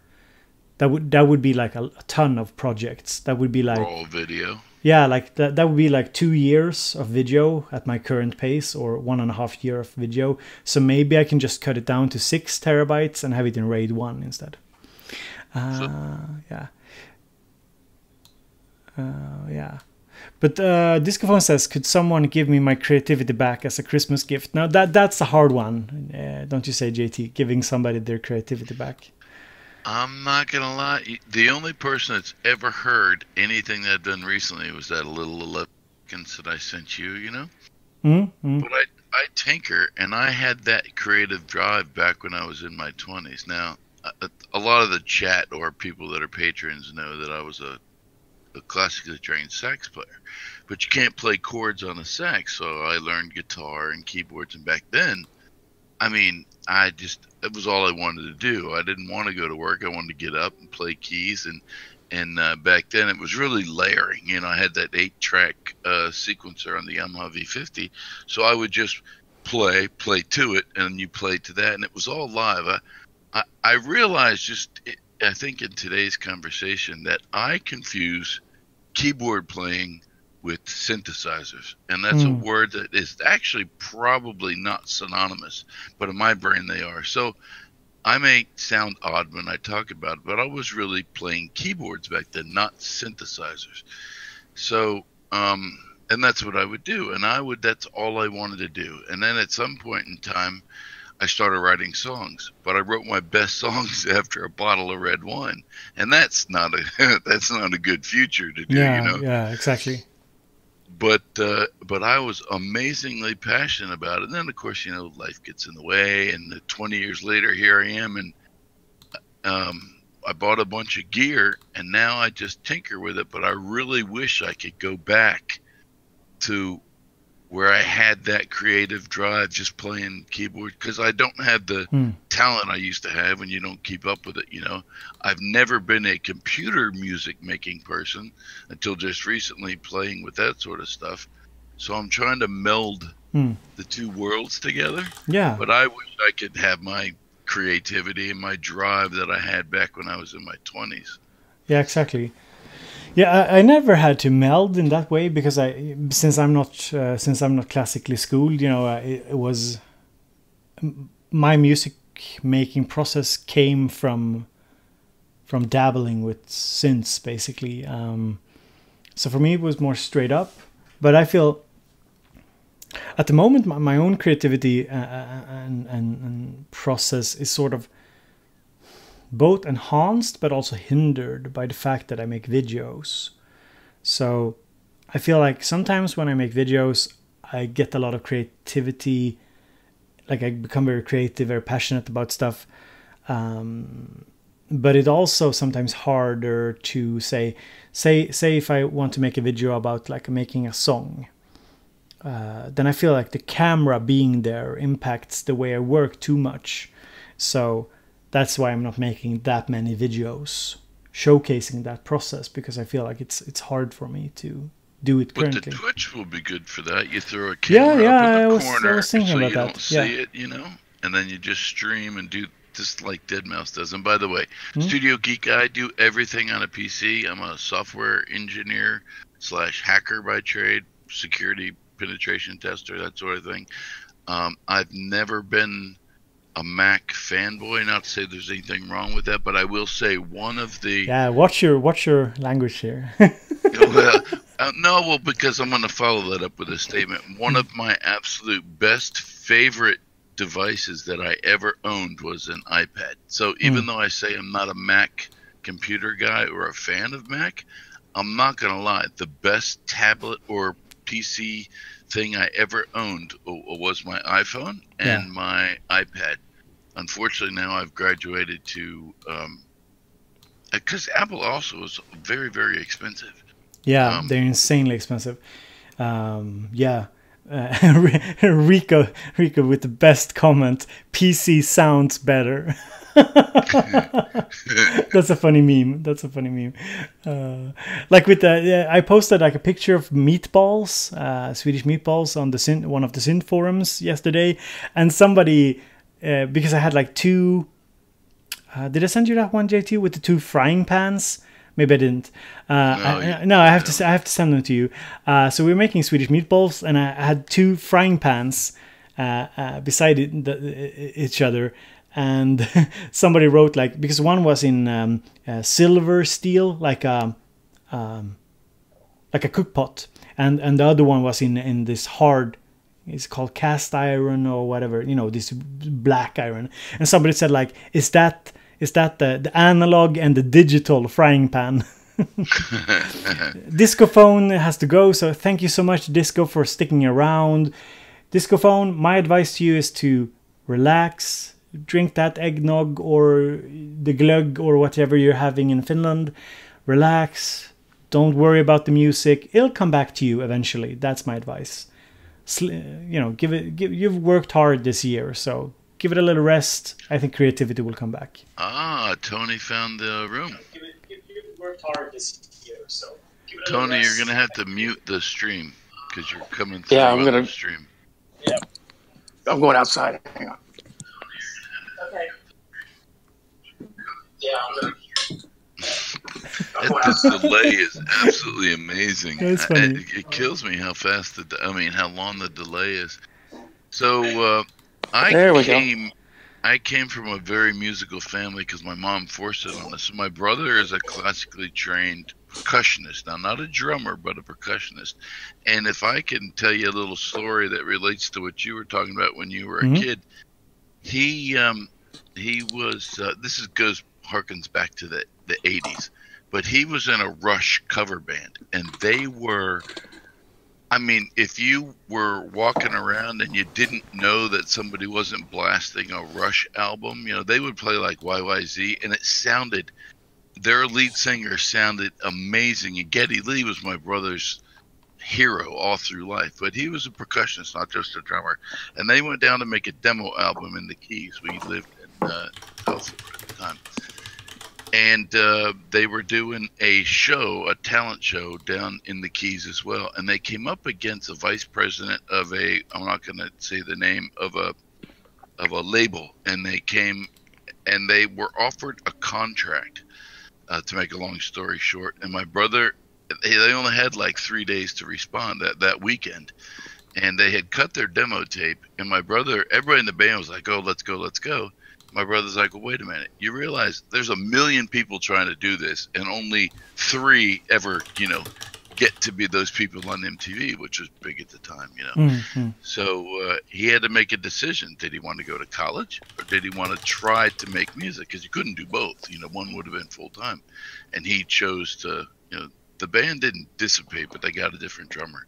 But he chose to go to school instead. But he still followed, playing drums and doing these different things with different sets and stuff. And he is very, very good. But to this day now, he's got a master's degree, and his son's now playing, I think it's slide trombone. But, and my sister was a classically trained flute player. My mom was a clarinet player, and I was a sax player. So we did a lot of symphony stuff and things like that. But I've always been attracted to keyboards or any musical instrument that you can play melodies or chords on. I'd like to make a song that's nothing but arpeggios. I think that would be awesome. So I want to say hello, Tony. Welcome to Discord. Hey, what's going on, guys? It's all good. So there's a nice, interesting story there, JT, about but your this was your brother, right? No. They were talking. Yes, yeah, that was my yeah. So I guess the key thing was he still kept doing his music, right? I mean, he still absolutely. He did it on a side thing, but that story was relating to something you'd said earlier. Yeah. In the stream, talking about making a decision between exactly your education and all of that. And he had to make a split second, basically, a 3-day split second decision that would affect the rest of his life. And while I'm telling you, as a young group of 4 guys sounding exactly like Rush from back in the 70s and the 80s, they were very talented. Now, whether they would have gotten anywhere, my brother's logic behind that was, there are a million people that want to be musicians and a million people that are very good at it. But not everybody gets to be that Rush. Yeah, or exactly, that, yeah. But also, I think it's also an interesting story about, he's still... I think also that's kind of my key point too, that even if he made that decision, it was kind of split second, he still kept his focus somewhat on his craft, He kept developing it over the years. And I think that's also very important, regardless if you make it your just living. Recently, my life. I asked you if you had collaborated with your brother. You said no, but my dream throughout all of life was I've always wanted to collaborate with my brother, and we never have. So when I bought all my synthesizer gear and decided, and that wasn't only a few months ago, right, when we met. So I did all that, wanting to get back into music and gung-ho because I don't know anything other than 200% or 0 speed. I bought him a set of Roland electric drums and I sent it to him. And I'm like, listen, that we can send stuff over email and do whatever. And he started playing them and he's like, dude, I don't know where it all went. He's like, I'm trying to, he's like, he plays me, he sends me this thing and he says, I suck. And I'm going, God, that sounds so good. Yeah. And he's in his ears, he's like, no, man, that's horrible. And I'm like, well, people are their worst critics, Yeah, I know, myself included. So how's the weather out there in Texas? It's cold, actually, for Texas. I didn't look at the temperature this morning, but it's chilly. But we're going to be up in the 70s by tomorrow. You know what it's like in Texas. It's cold one day and then it's, 100 degrees the next. So what are your plans? Oh man, 70 degrees? That's like summer. There isn't a winter in Texas. It's hot. That's insane. I mean that's like in Sweden today and yesterday was like it's pretty warm. Like it was more like a spring day. And my wife, she said like, yeah, it's it doesn't feel like winter. It feels like spring. But I guess like 21 degrees for you guys in Texas, I guess that's not really warm, is it? You get a lot hotter in the summers. Oh yeah, big time. I don't know the conversion from Celsius to Fahrenheit, off the top of my head, but typically we'll run in the summertime. We can run up to 100, 102 Fahrenheit. That's warm. Yeah, I hate the heat. That's warm. Yeah. Texas is a very interesting state because it can be 80, 90 degrees during the day and 40 degrees at night, and it could be clear and sunny, and you're driving down the road, and next thing you know, you're in a hailstorm. I mean, it's this is true. Desert weather, yeah. It's very true. So, Tony, how are you celebrating Christmas? If you want to, We're going to my in-laws here in just a little while down in Houston, so it's about 4 hours away from where I live. I'm going to take the iPad and do a little work. Yeah, you're big on the iPad. You make almost all the music on the iPad, right? Yes, everything's recorded into Cubasis that I use. Yeah. So, but I combine the hardware. With the different apps too, because I like the flexibility of having the app synths. I mean, it's like having one massively huge synth in one.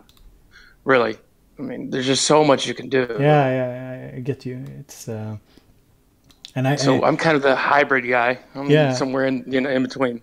Yeah, I always found like the music you make that we listen to, because if somebody listening in here don't know, we've listened to Tony's music I guess on multiple occasions on the stream. The kind of music you make, you don't necessarily start to think like this was made on an iPad. Some music I automatically think like, yeah, this was made on a mobile device, but your music is like flowing and it's really evolving. So I to me it's a good testament to how you can really make some kind of organic electronic music on an iPad. Sure. The master of sampling. Yeah, I love your sampling. Yeah. I do a lot of vocal. Jakob? Oh, for many years. 3. Yeah, he's the he's the master of the iPad music stuff. Indeed, he is. He is. He's taught me a lot just by watching videos, and so is Bo, of course. Yeah. But not on the iPad. It's hard for me to split my time. It's like, okay, I have the iPad and I really enjoy that, but then I have the hardware stuff, so I do kind of both. Both. Yeah. But yeah, I feel you. I bought Cubasis for the iPad. I got an old iPad 2, and I bought Cubasis because I have like 2 audio interfaces that I got for review that works for iPad. So I wanted something to test it out. Like I tested the audio fuse with Cubasis, for example, and it seems really smooth. But the iPad 2 is a bit too weak, I think, to really do stuff. I have the 2 Air, and really had no issues with it running Cubasis at all. Oh, okay. It will crash every now and then. It'll glitch out and do whatever it's doing, but but isn't like 2 Air? Isn't that like a later version? Yes. Yeah. Yes, it's only a few years old. Yeah. So. Yeah, I know you're outside, so I wanted to say we have a question. Slacker asked, "Do you use auto-tune?" Do I? No, but yes. I think that Yeti. I think that was a joke. Oh, sorry. Because I think his mic was acting up a little bit. Oh yeah, well, I had it acts up a little bit now and then. Yeah, but it's the connection.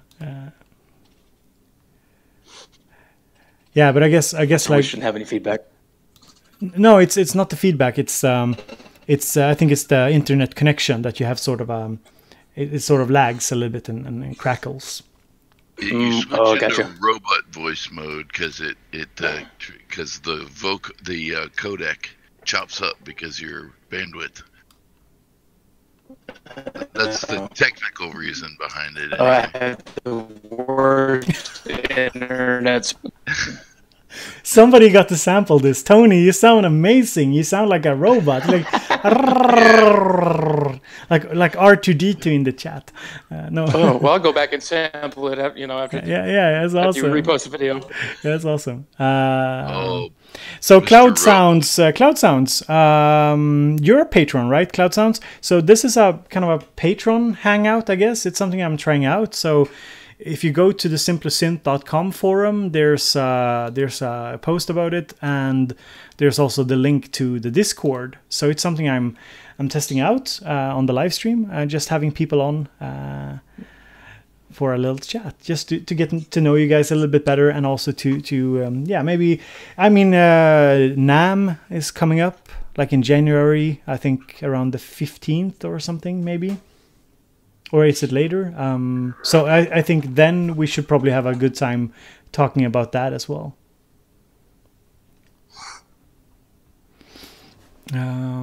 So yeah, we had a funny question here as well.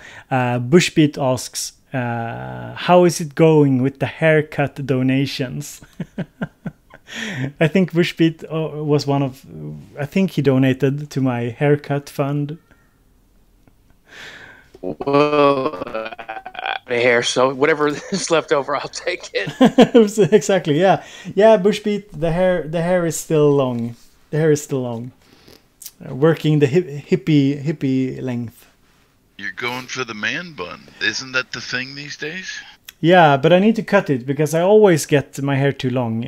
So there's this like to do a proper man bun, you can't have too long hair because then you get the kind of old rocker, like old 70s dude. I'd kill to have a man bun. Yeah. The question is, what will the wife like? Yeah. That's the big thing. I think she wants me to have short hair. I think she wants me to like cut it down, to have it like to have like a shorter hair. But it's funny, somebody said here, Static say nothing wrong with long hair, damn it. But yeah, in Sweden it's actually funny because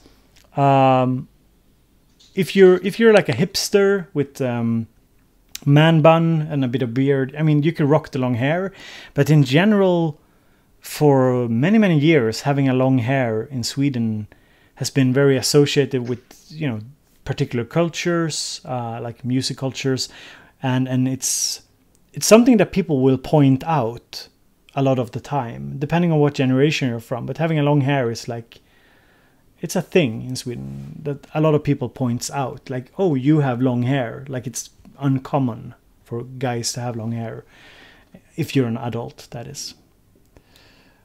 So it's kind of interesting.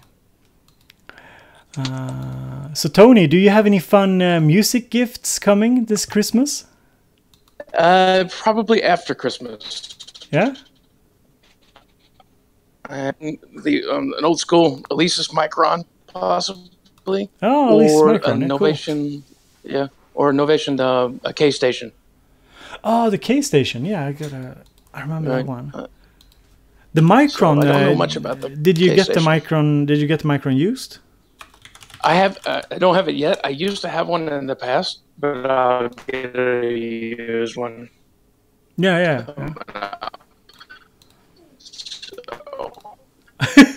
Tony, you're sort of sounding like an arpeggiator. Oh, cool. Too bad. It's it's a little bit funny because it sounds really cool. We need to take up a donation because in Texas they have Fios from Verizon, and that's fiber optic. They drop at your house, so we have to take up a donation so that Tony can talk in the Discord. Yeah.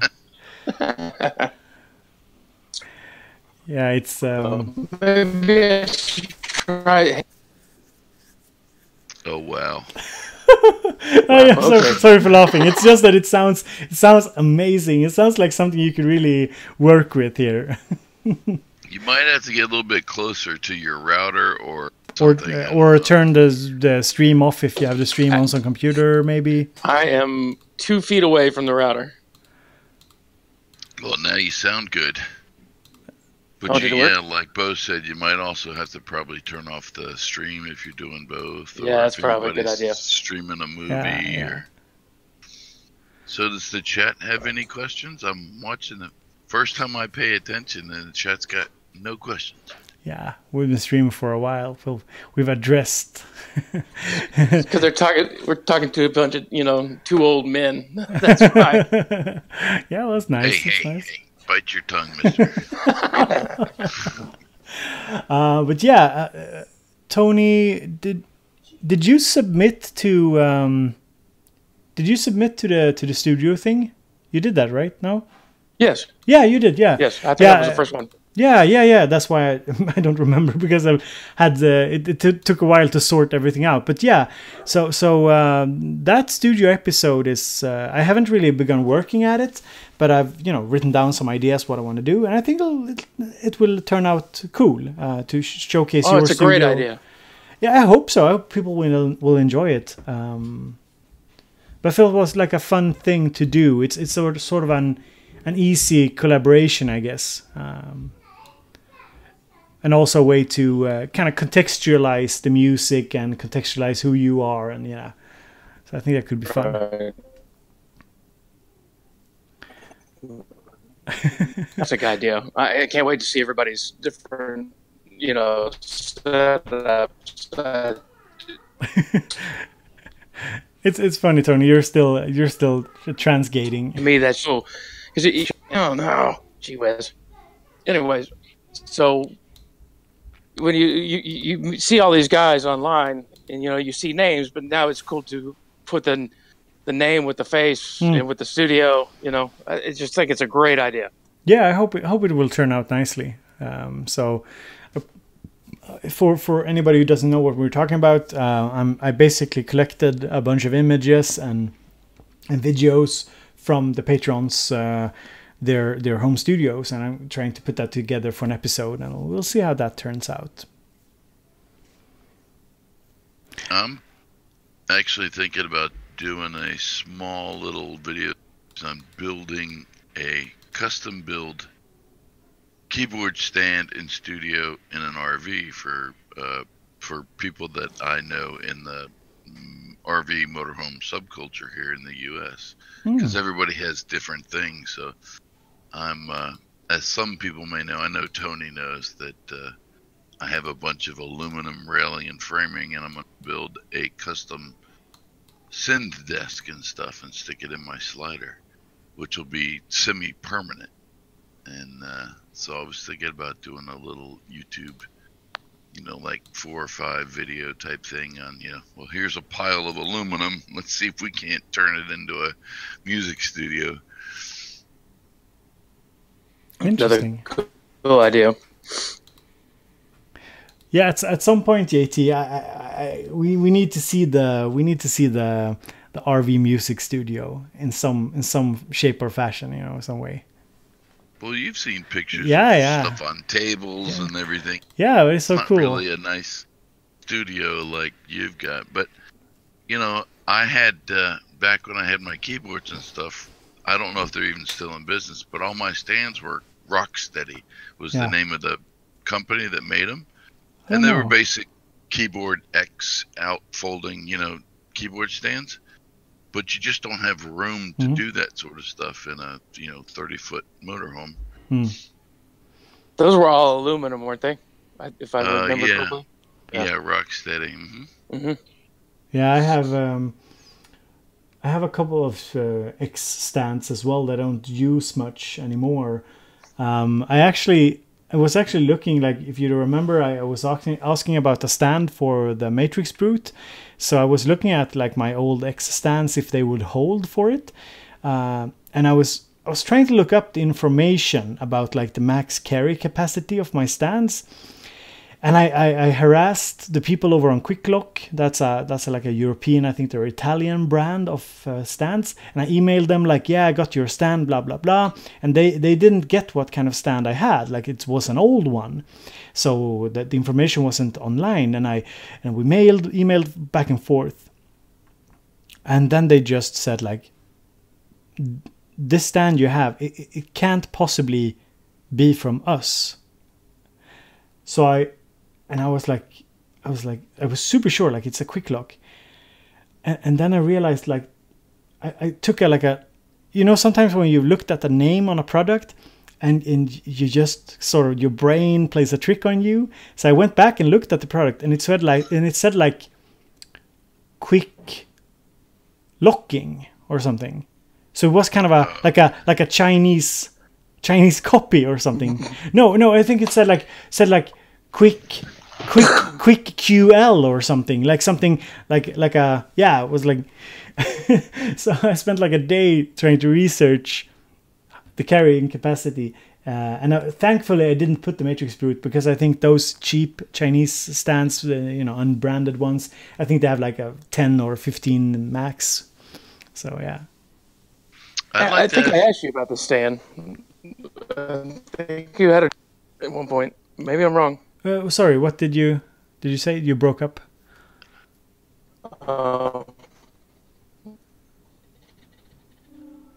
I asked you about what stand. I think you had the drum brute on. Wow, Tony, it's breaking up, but it sounds amazing. It sounds like Alright, I'm having the drum brew on. It's super cool. It sounds you could super musical. Oh, it's awesome. But yeah, the drum brute is on a quick lock. That's a real quick lock stand. It's on a QL stand, I think. QL 400 or something. It's a mixer stand. Yeah, oh my god, Studio Geek 32 is a Patreon. So now the calm and peace is over. Uh-oh. I would like to ask Mr. Basic a question. Yeah, sure. He's in I don't know, there's a lot of inner chat going in the chat, but he uses the Scarlett 2i2. And I bought that, and I've only put my electric guitar through it, and I'm wondering how he likes it and what he uses it for, because it only has the 2 inputs.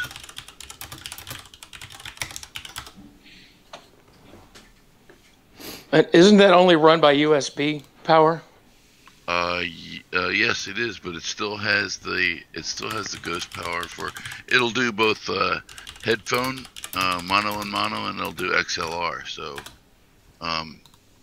Right, it's only 2 input, right? That's correct. Right. I've got one here at the house, but I haven't used it just because I don't know, it just seemed kind of weird to me. But they were talking about their different studios that they have in the chat, and Mr. Basic says he uses the part of his everyday use studio stuff was the Scarlett 2i2, and I want to incorporate that more. So I was wondering how he uses it, yeah. Right. Oh, he puts 1 send into it. So you put left and right mono into 1 send, and you do what, stereo out into your DAW, or is that how? Because that's how I would do it. But I'm dumb, so. Yeah, I think that's how you do it. Yeah, you use depending on what synths you have. I mean, it's a 2 inputs, so 2 mono inputs. So either you would. I mean, if you have a stereo synth, you can have 1 synth, or if you have 2 mono synths, you can have that. That's, I think. Okay. And then you get 2 separate channels in your DAW as well. So you have the possibility to either. Usually, I think you pan the channel. If it's stereo, you'll pan them in the software for the sound card, or you can link the channels, or you can just unlink them and have them for. See, I was thinking about adding a Behringer mixer, and then coming out left and right mono out of the mixer, like getting a Behringer 6 or 4 channel with XLR and with effects, and then coming out of the mixer into the Scarlett, and then from the Scarlett into my DAW. I don't know if that's the correct way to do it, but that's kind of what I was wrapping my brain around. But I haven't bought the mixer yet. And I was thinking about putting the guitar on 1 channel, the Mini Nova on another channel, and then the Bass Station 2, and then having the Impulse 49 just straight into the DAW. Yeah. But what sound card did you have? Me? Yeah. I thought you refer to the Focusrite 2i2 as the sound card. I don't, because I have a sound card in my PC I built specifically for. I built a massive PC just for making music, but it's what we're on right now. Yeah, but so that's an internal PCI card? It's an internal, PCI card. It's a laser-driven. Oh my lord, I'm not in the position where I can look. But it's so one thing you could so it's like a sound blaster. No. Yes. It's a sound blaster. Sound Blaster X series. I think I paid $100 cool. So one thing you could consider, and I think this is a good choice for many people, is to use if you want to integrate like external gear, something like a signature MTK from Soundcraft. Is that Soundcraft? I think Soundcraft signature MTK, like a 8 or 16 channel USB mixer. Those are very interesting. But in the DAW, or at least since I don't know that much about DAW, in the DAW itself, at least for Ableton and LMMS, and you have to use a specific, they call it an ASIO, and so Focusrite has a very different one than, say, the sound card on the computer, and so if I'm using one, the DAW doesn't recognize anything else unless it comes through that. True. Okay, so I don't know if there's another way to set it up, but if I want to have everything go into the DAW at once, I can make unless I do it like I did back in the 80s on the V50, I have to use the Focusrite and then have a mixer, because then I would have to go back, play the thing, but literally change the ASIO every time I wanted to record something, and I don't think that's the proper way to do it. So I'm just going to send. I'm gonna help him with let's see here, with the link. I'm just gonna message him. Let's see here. But while you're doing that, I have gotten a lot of you guys that are in the chat, especially the ones that are part of the forum, you guys have helped me out a ton. Tony's helped me out a ton. Getting back into doing things the way you do them today and not the way I did them back in the 80s and the 90s. Yeah. Because today it's a whole different world now. Yeah, and everybody in the chat is, I don't think they're as old as us, so they all know how to do it the today way.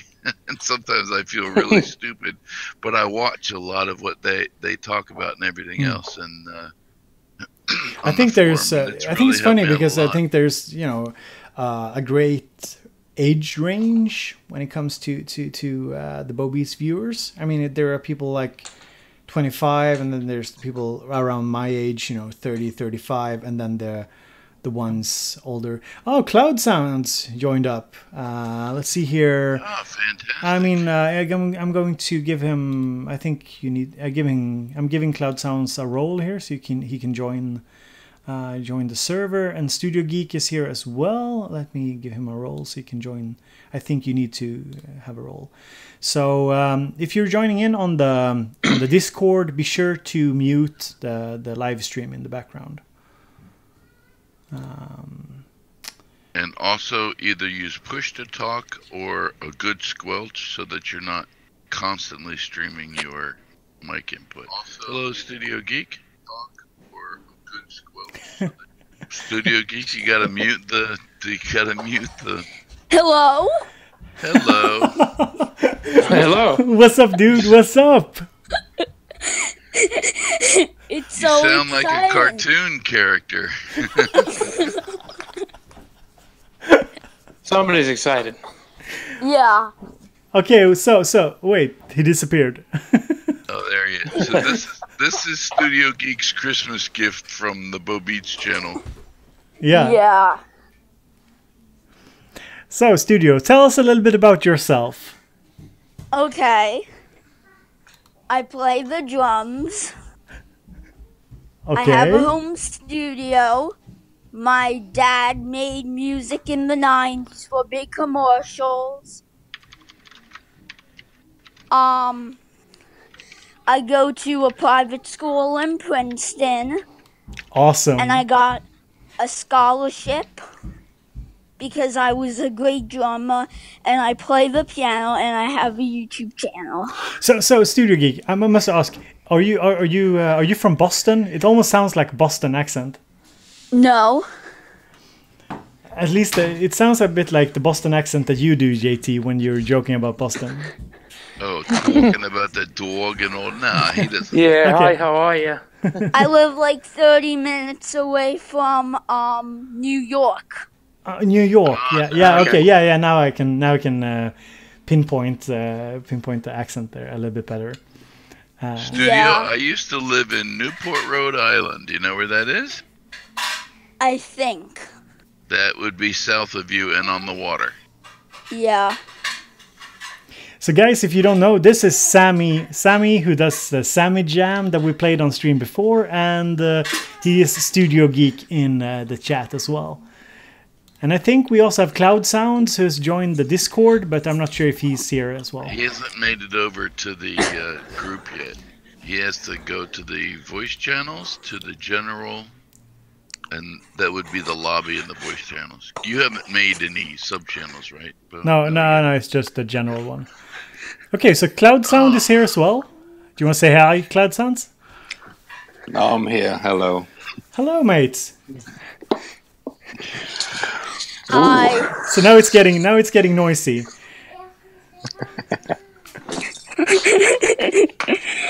So Studio Geek, I think you have to calm down a little bit. Okay. Yeah. Keep it chill. So Cloud Sounds, how about you tell the live stream a little bit about what you're doing? Oh yeah, what am I doing? I mainly use iPads for making music.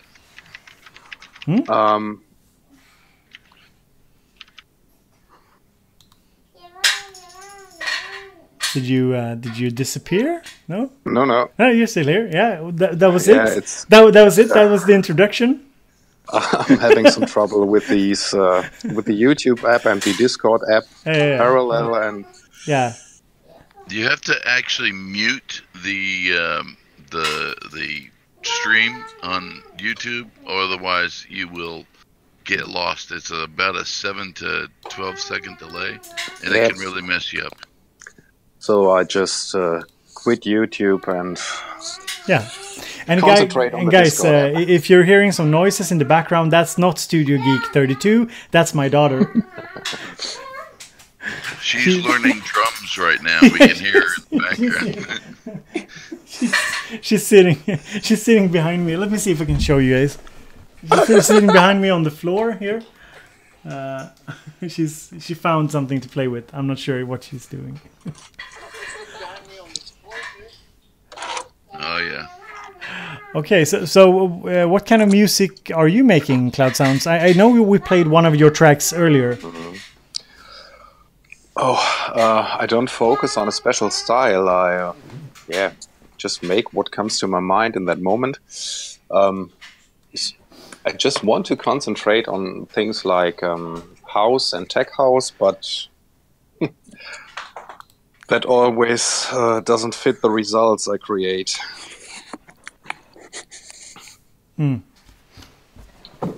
So do you like?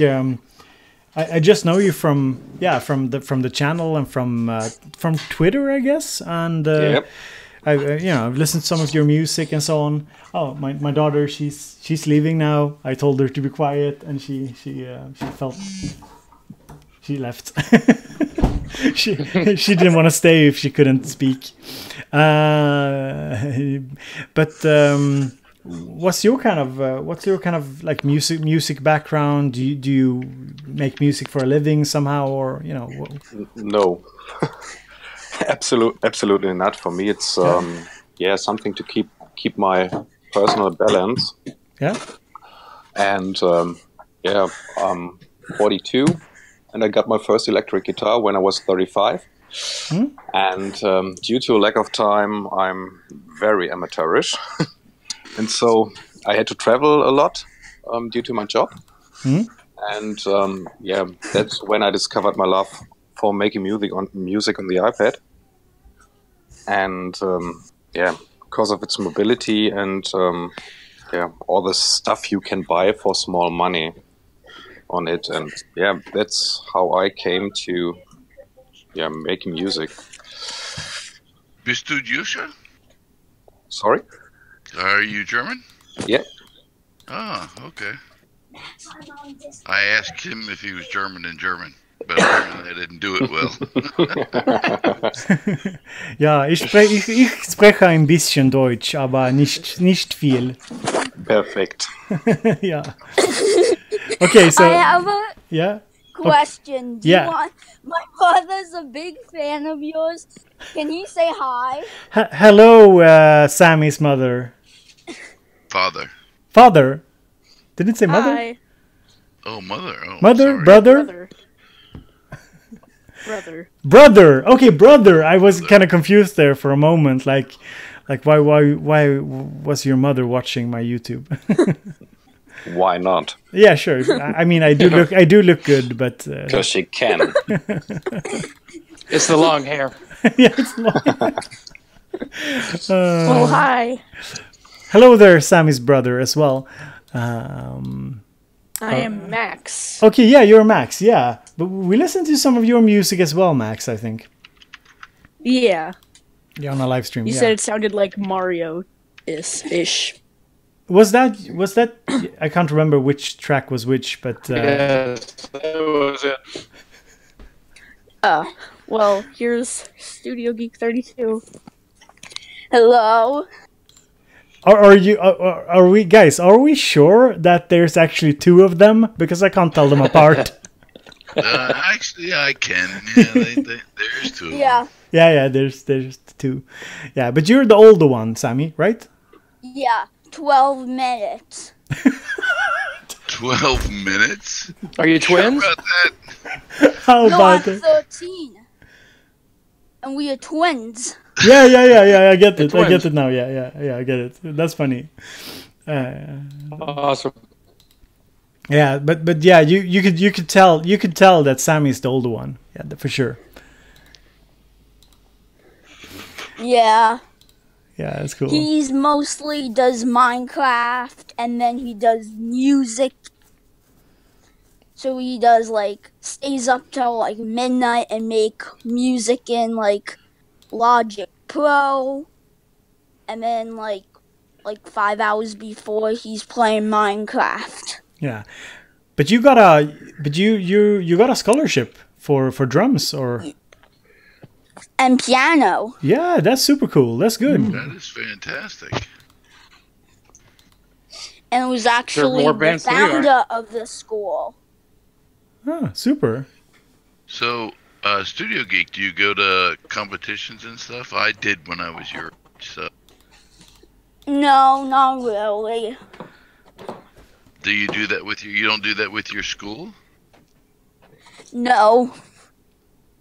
See, I did it with the school. They would send us and we would do duets. So I'd have a piano player and saxophone and we would play competition. Like we'd have sight reading events and different things like that. So can you sight read? Who is No. killing somebody in the background? Actually, I will tell you. This is I have That's Tony. dyslexia. Yeah. Yeah. So, yeah. And everyone says, "Oh, you're an amazing drummer." Oh. Yeah, and so actually this is a funny story. So my mom's Christian and my dad's Jewish. So I both celebrate both. And so the priest told me, "Oh, you can play." And last year I was just playing for the communion. And later on tonight, he said, "Oh, you're playing for the whole service." Oh, That's how good I am. Cool. That's cool. I know a lot of I know in the this is because this is kind of strange for me as a Swede. I know a lot of YouTuber musicians and for example what's called the big one. There's home studio recording or something. A big YouTuber. I know he does a lot of stuff for churches. It's apparently a big thing over in the States. Doing performing music in churches. Yeah. In Sweden, Yeah. it's a very small thing. But I have understood that it's a what do you call it? You call it a worship music. Yeah. Yeah. Yeah. It's And yeah. Yeah. And also my dad's a music teacher and my parents have a performing arts school. Ah, that's cool. That's cool. So I play the drums for the shows.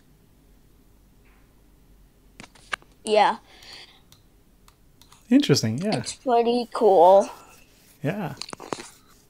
I have no more cat in the room. No more cat in the room. Was that the noises? No, she was in the studio couch. Oh, okay, yeah. Okay. That's cool. So Cloud Sounds, how are you celebrating Christmas? We are at my parents-in-law.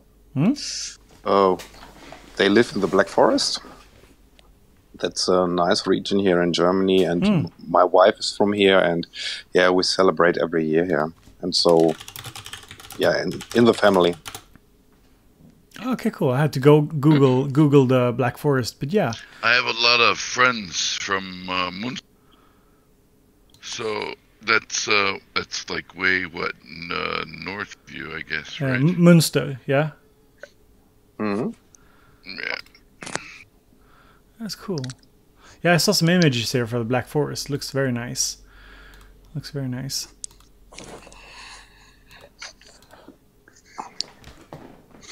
Well, so what do you think of like, I'm a huge fan of the German pop scene, synth scene, so I like Project Pitchfork and Blutangle and you know, bands like that. Well, I like to listen to them anyway, just creatively. I know KMFDM. Yeah, that's a little dark, but do you like that kind of stuff? Yes, I listen to that stuff too. So good. that's awesome. Yeah, I kind of started out listening a bit to, of course, to like Kraftwerk, like way back. I guess that was one of like the big groups when you were into electronic music, when I started making it, of course. So, and of course, Nina 99 Luftballons, of course. That was a big thing for me. That was a big hit. Friends hate that song. Yeah. Right. Yeah. We took like a tape recorder. This was like a physical meme, like an analog meme. Was that you took the 99 Luftballons and you played it on a tape recorder and you sped it up like 99 Luftballons, like chipmunk style. That was when I was in your age, Studio Geek. That was like doesn't it sound like that already? Yeah, true. I guess there are several cover versions that are really better than the original. Yeah. I mean, it's not a totally bad track. It's just it's funny. It's a funny track. Yeah, but that came out of that Cold War '80s era where everybody was you were either an anarchist or you were wearing long black clothes with eyeliner and still do. Oh wow, really? Oh yeah. Well, not so much on the eyeliner, but definitely the black clothes and the Doc Martens. Oh, there you go. Hey, you know, I got to be myself. Yeah, it's cool. That's cool. Yeah, I mean, it's very interesting. I mean, how for example, I watched the Atomic Blonde movie the other day, and all the like musical references in that movie was so cool. To all the like. Yeah, that time period music soundtrack.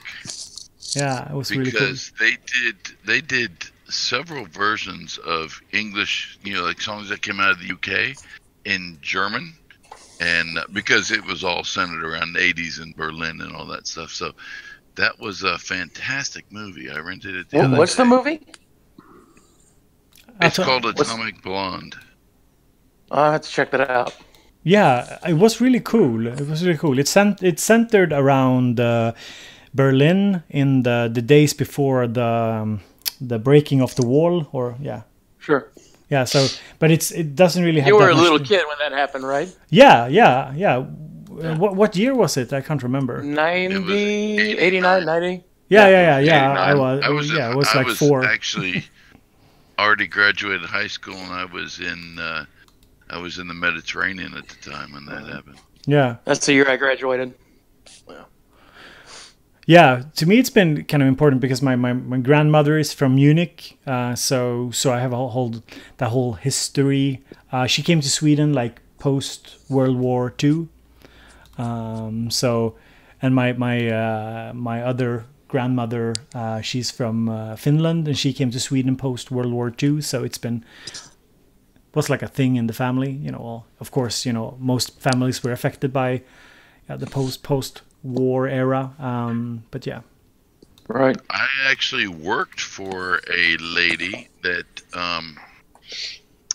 was there and was actually an East German person, and was there when the wall came down. And when she came through, she said that she thought that it was all like theater, like everything was colorful, people were giving them food, and there were stands, and she said that it just wasn't that way, you know, in East Berlin. And when she came through the wall, half of her family was on the west, and her other half was on the east. And she said when they put it up, she was literally on the west on the line in a bar having a drink with her friend, and they got separated because she said she went in the bar, there was nothing, and when they left, they were literally rolling out the barbed wire, and she stayed with her. I think it was her mother on the other side, and then when they opened up the wall, she came through and had a hard time finding her friend because, like, the subways had all this advertisement and color and stuff, and she said it just simply, everything was gray and old in East Berlin at the time, which I thought was absolutely amazing. I could talk to her for hours about that whole entire thing because it was a total culture shock for her. Of course, now she's long since been acclimated, but anyway, I think we took the voice chat in a very different direction. Yeah. We ended up in post World War II era. Yeah. So actually, I'm not joking. My wife does want to vacuum clean, so we have to end the stream soon. But guys, I'm very happy that you wanted to come on the Discord. It's something I want to try and integrate a little bit into the live streams. And today was, of course, we didn't have any particular topics. Just wanted to say hello and wish you all like a Merry Christmas or Happy Winter Holiday if you're not celebrating. Well, Merry Christmas from the U.S., everybody. Yeah, same here. And glad to see. Same here. Yeah, awesome, Studio Geek. You have to. Well, you've already gotten a nice present there for with the complete ultimate. So. Yeah. Wait.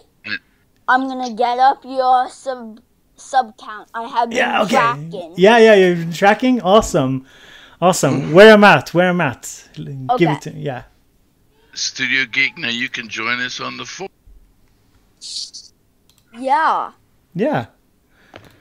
I think I have to delete your account because you made an account already. So you have to authorize your account for the forum. So maybe that's why you're not seeing everything on the forum because you need because you created your account and you're probably using the same email, I guess. Yeah. So I'll go and delete your account later, and then you can just look up on Patreon. There's a post called "How to Join the Forum." Just follow the steps when I deleted your current account. There's also another option, Studio Geek. When you get to the login screen, there should be a red button that you could say "Login via Patreon." Yeah, but that doesn't work if you already has an account. No, it doesn't. No, if you already created an account, you can't authorize. Okay. Yeah. So you have 14,517. Wow. Yeah, that's cool. And I see some people have said, I'm not sure, said hello to Ganja. Good seeing you here as well in the chat. And was there anybody else? Slacker didn't say hello to you. And Clonhead. Maybe I said hello earlier. Interpolate is here as well. That's awesome. But yeah, guys, I'm going to mute the Discord now, so you guys can talk if you want to on the Discord. So I'm just muting it for the stream, and I'm muting myself as well. So if you want to go back on stream, and thank you for being here on the Discord, guys. And we'll do this again soon. Bye. Bye. Nice idea. Cloud sounds. Yep. Right, so I just muted the Discord. So guys, we are sort of ending the stream shortly. I just want to say hello to everybody. If I missed you, thank you so much for being here. Thank you for sticking around for this long. This got got to become a pretty long live stream here on the day before we Swedes celebrate Christmas anyway. I guess it's kind of 2 days before most in the US do. And I'm not sure about UK. I guess you celebrate also on the 25th, the Christmas day. So we celebrate Christmas Eve in Sweden. So guys, what's coming up later?